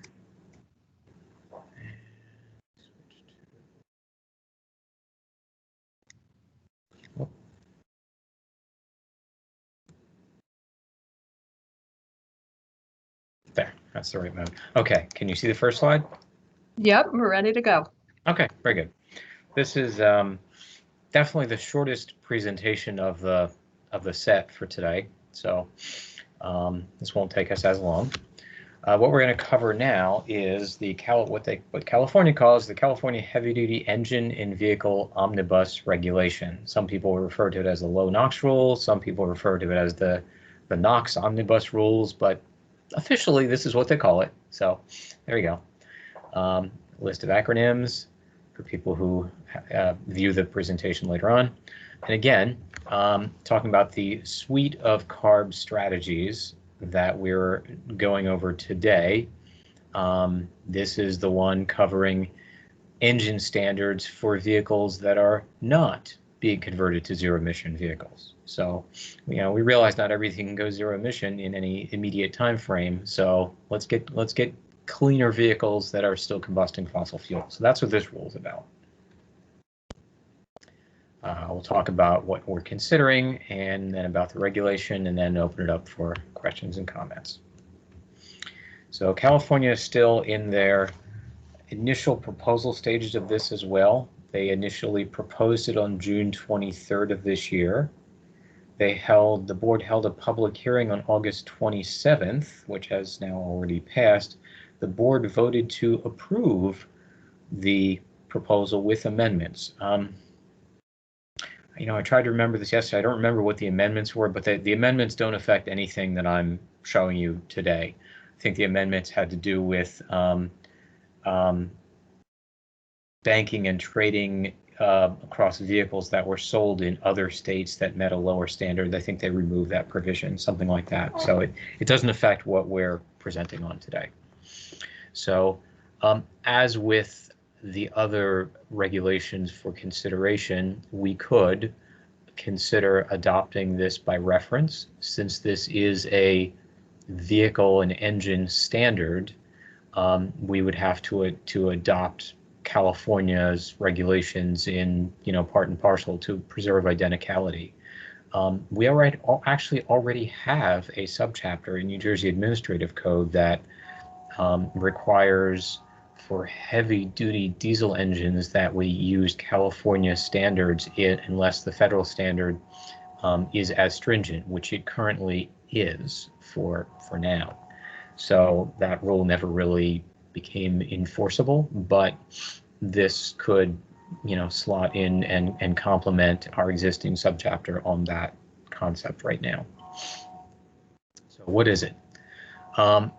They call it an omnibus regulation because it's not just one thing.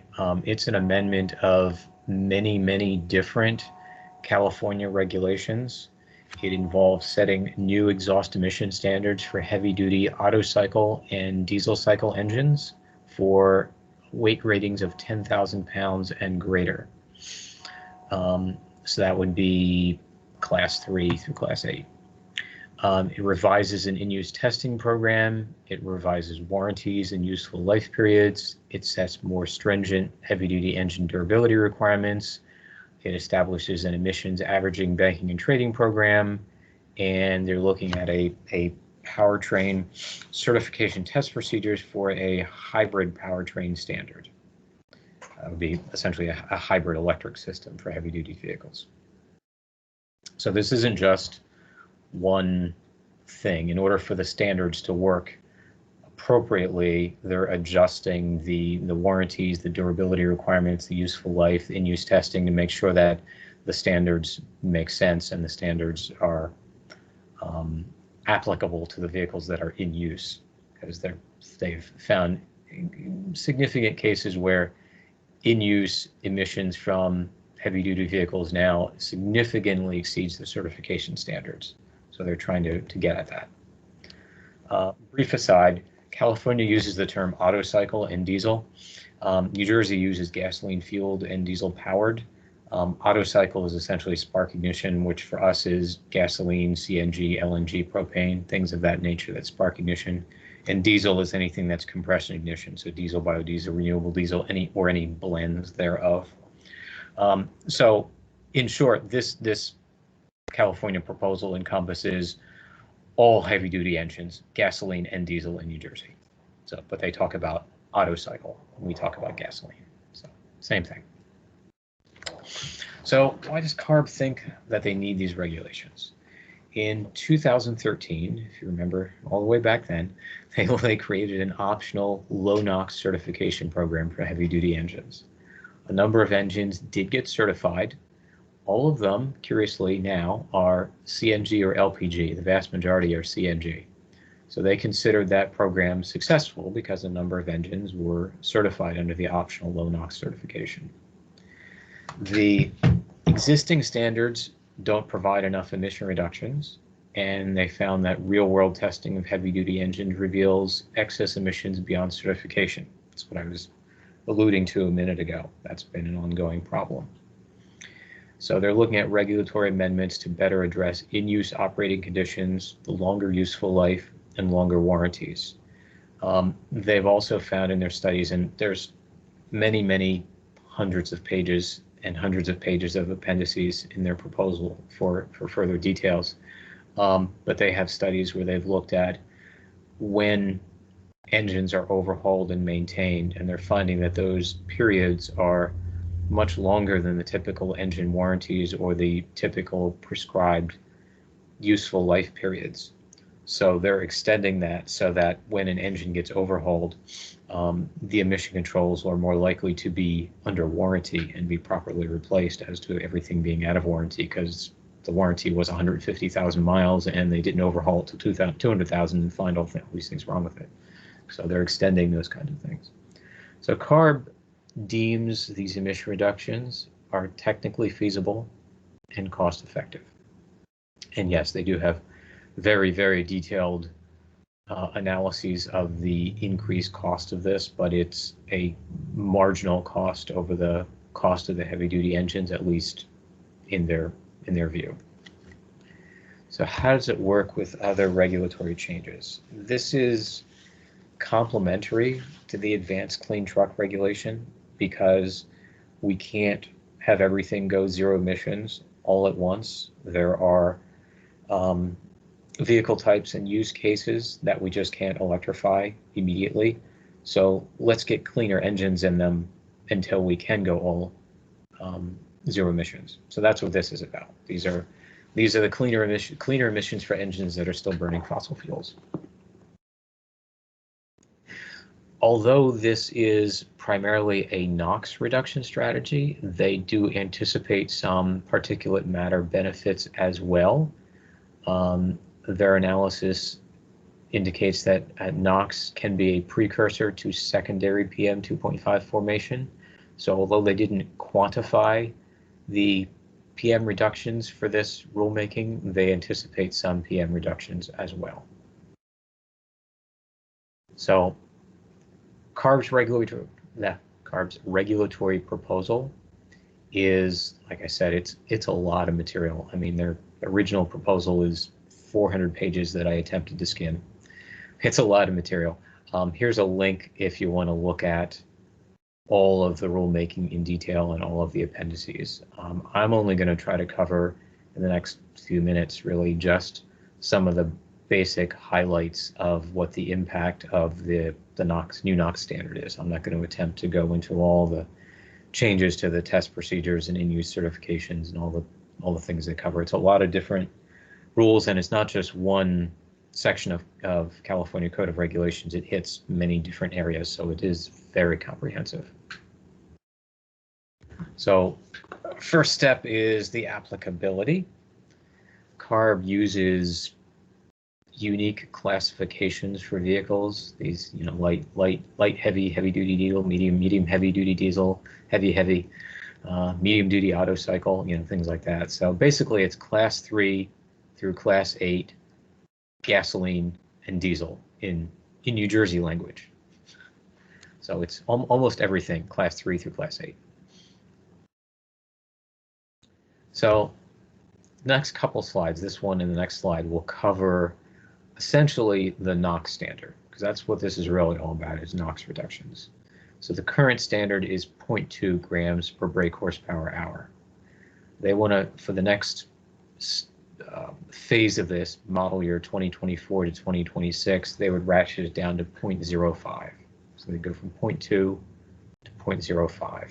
And there are some different standards here for different engine load cycles, but the fundamental FTP standard is what we're usually talking about. So 0.2 to 0.5 through 2026, and then through 2027 and subsequent, they're going down to 0.02 for your basic FTP cycle. So we're going from 0.2 to 0.05 to 0.02. So we're talking about a 10-fold reduction in NOx output from these heavy-duty engines and vehicles over the period from now to 2027 model year. So that's what they're targeting. In terms of warranty and useful life periods, the first row is the current, roughly the current step in the warranty change. And then you can see how it gets tighter as it goes on in time here. They have a phase-in based on, of course, miles and years, and in the later years, operational hours, which is more useful indicator for certain types of vehicles. So you can see they're extending as you go further out in model years, the useful life gets extended to a longer period of time. And this goes hand in hand with the warranty requirements. So manufacturers would be required to warrant certain emission controls for a longer period of time, which means when the emission control breaks down or the engine gets overhauled, these things are still under warranty so that they're covered. And also the manufacturers might make them more durable so they'll last longer, so they don't have to make a lot of warranty replacements. But that depends on how this pans out technology-wise. So this has been a really, really cursory overview of a lot of regulations. So if you want to read the whole package, there's a lot to it. But the crux of this is low NOx engines, going from a standard of 0.2 down to 0.02 grams per brake horsepower hour. That's all I've summarized for this, because there's a lot there. So some questions for consideration here. Could we move forward on the same time frame in New Jersey if we were to adopt such a regulation? Again, as we've discussed with ACT, the manufacturers will have to produce vehicles and engines to meet California standards on California's time frame. If we adopt this at a later time than California does, we could still slot in and begin it on the same model year standard that California is using, just at a later point in time. But, is there any reason to have a further delay in New Jersey? Maybe manufacturers will only make enough vehicles for California, but as Peg had discussed early on here, there is a movement among other states that are either in the Northeast region or are already involved in having adopted the light-duty vehicle California standards to also adopt both the Act for zero-emission vehicles and this regulation for low NOx standards for engines. So there's probably going to be a market of more than just California. So that's a potential there as well. So I'm going to stop talking and stop sharing this for the moment, and we can see if there's any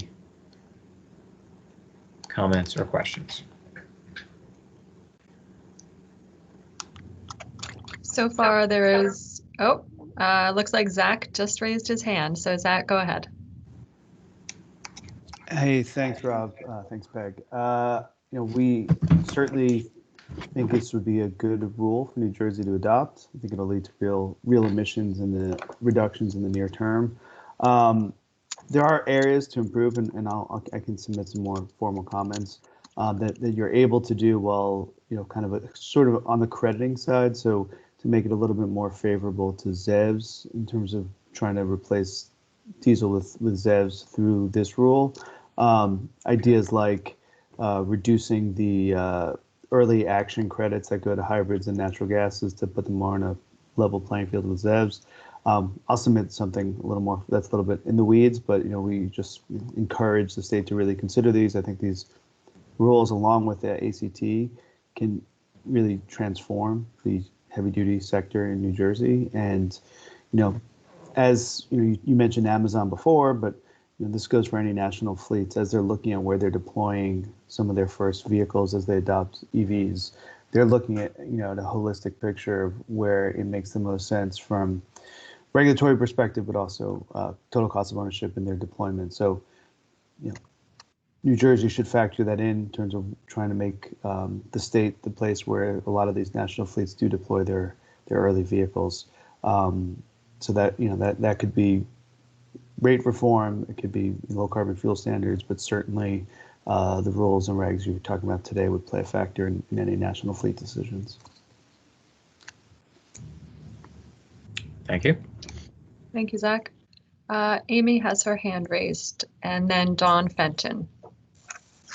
Yeah, hi, thanks. I know from working with people at the port that the trucks that they have there, even though the older fleet is beginning to fall off at a faster pace, we still have pretty old trucks there, pre-2007 trucks.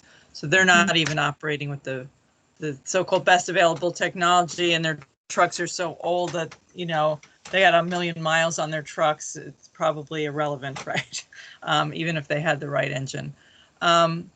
So a question is we know that people, because of money, and lack of it, tinker with their trucks. It's pretty hard to tinker with the newer trucks these days because so much of it is computerized. But what is your concern or mechanism for inspections or consideration of tampering? And again, they're doing it not because they really want to tamper, it's just they can't afford to do anything else and keep their trucks on the road, especially port trucks, because they tend to be the older trucks, the trucks that kind of go to die, they go to the port. So do you have any how this fits into that, or do you see that extending the warranties might actually give some of these drivers who don't have the cash a little bit more wiggle room on their warranties and the like? It might make it more affordable, actually. So do you have any thoughts one way or the other on that? Yeah, a few thoughts. I mean, your last thought is a good one. It might give them some more opportunity to take advantage of warranties. But speaking to the inspection side, we do have in our current inspection requirements for heavy-duty diesel vehicles in particular, the requirement for the inspection of emission controls. But I know that that's not being done It's in regulation, but it's not part of the inspection software and protocol. We are right now in sort of a holding period before we get a new inspection program up and running with a new vendor because of delays with awarding an RFP for a new contract. So in my mind, that would be part of that new effort. Once we get a new contract, we get a new vendor, we rewrite the inspection software, retrain the inspectors, and then we can make sure they're doing proper full anti-tampering inspections. That would be my personal desire to approach the in-use vehicles. Mm-hmm.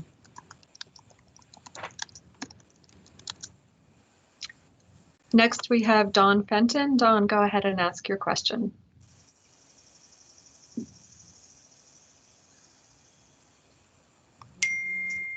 I think you're on mute, Dawn.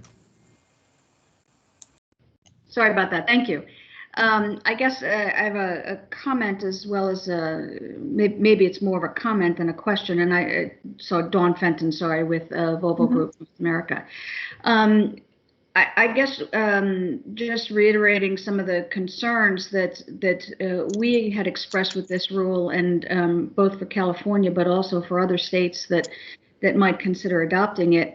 You know, there's and this was referenced a little bit earlier in your program here about pre-buys, and you know, one of the big concerns here is that if you have a regulation that goes into effect at a certain time, you're going to get a significant pre-buy of vehicles the year before or the couple years before, because there's no question that when you change the technology, it is going to be more expensive, especially coming at such a much lower emission level.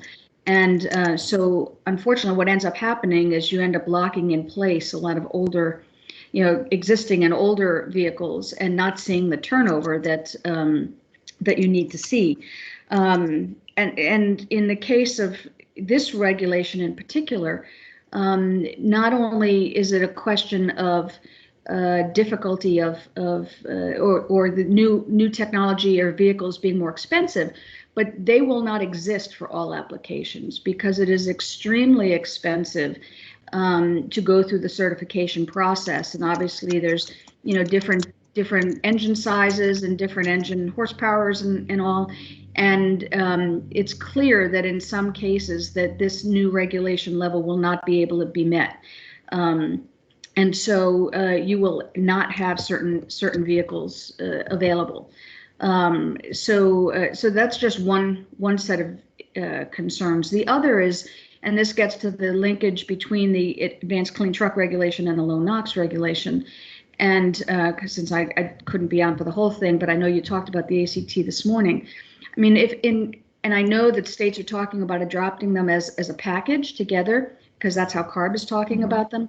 However, the problem with that is that if you have a significant pre-buy on for the NOx regulation, and then you have a much lower sales volume starting in 2024, in this case in California, then your required percentage of zero emission sales is based on a much smaller sales volume.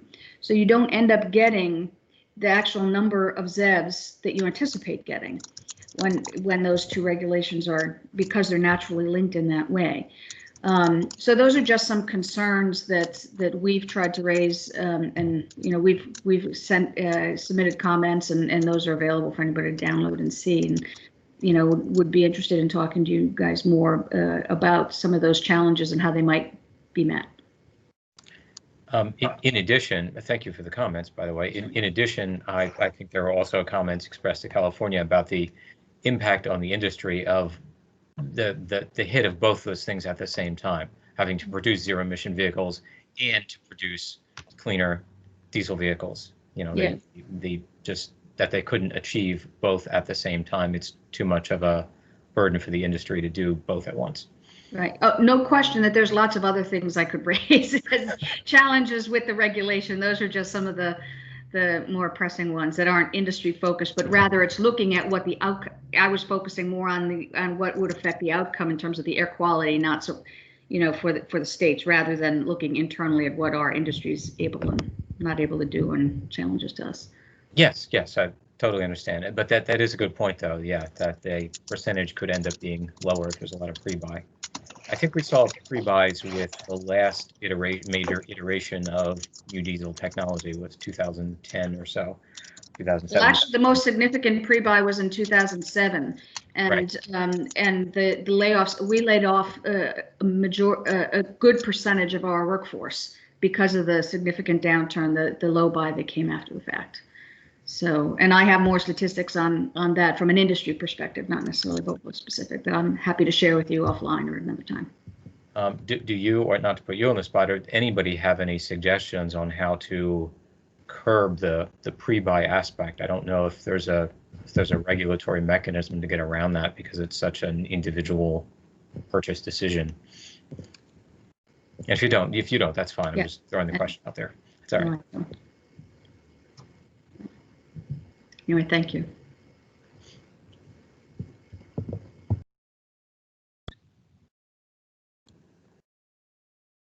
No other hands raised. I'm checking the chat box.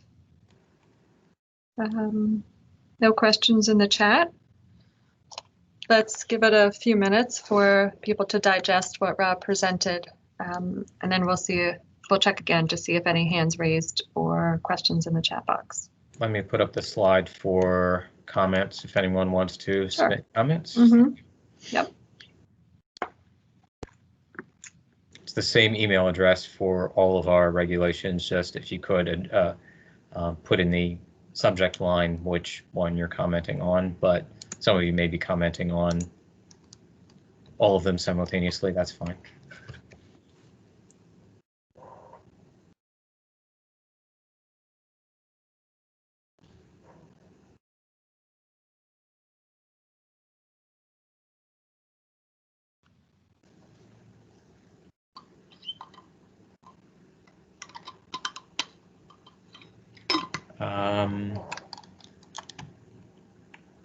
There's a comment in the chat. Is DEP also requesting comments on the California fleet rule? Yeah, the one we did previously. Yes. Please feel free to comment on any of the material we presented today.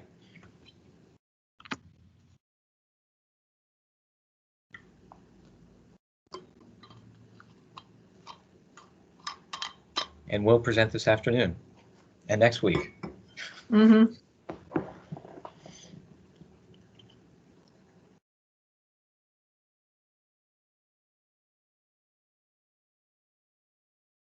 Can you please remind us when the comments are due? The comments are due September 24th, which is 2 weeks from today. So the comments for next week's stakeholdering session, which is September 16th, will be due 2 weeks from that. So we were generally allowing 2 weeks for comment. And someone had asked previously in the chat box, what is driving these timelines? The timelines are being driven by the governor's executive order, the commissioner's administrative order, and the amendments to the Global Warming Response Act that require us to propose and adopt rules within a certain time frame. Because we heard so much feedback during the February stakeholdering meeting on stationary sources, we've launched this additional stakeholdering on mobile sources. So the observation is correct that there was a lag time, and this is a very short turnaround, but we're trying to catch up and meet the deadlines in the executive order, administrative order, and the law.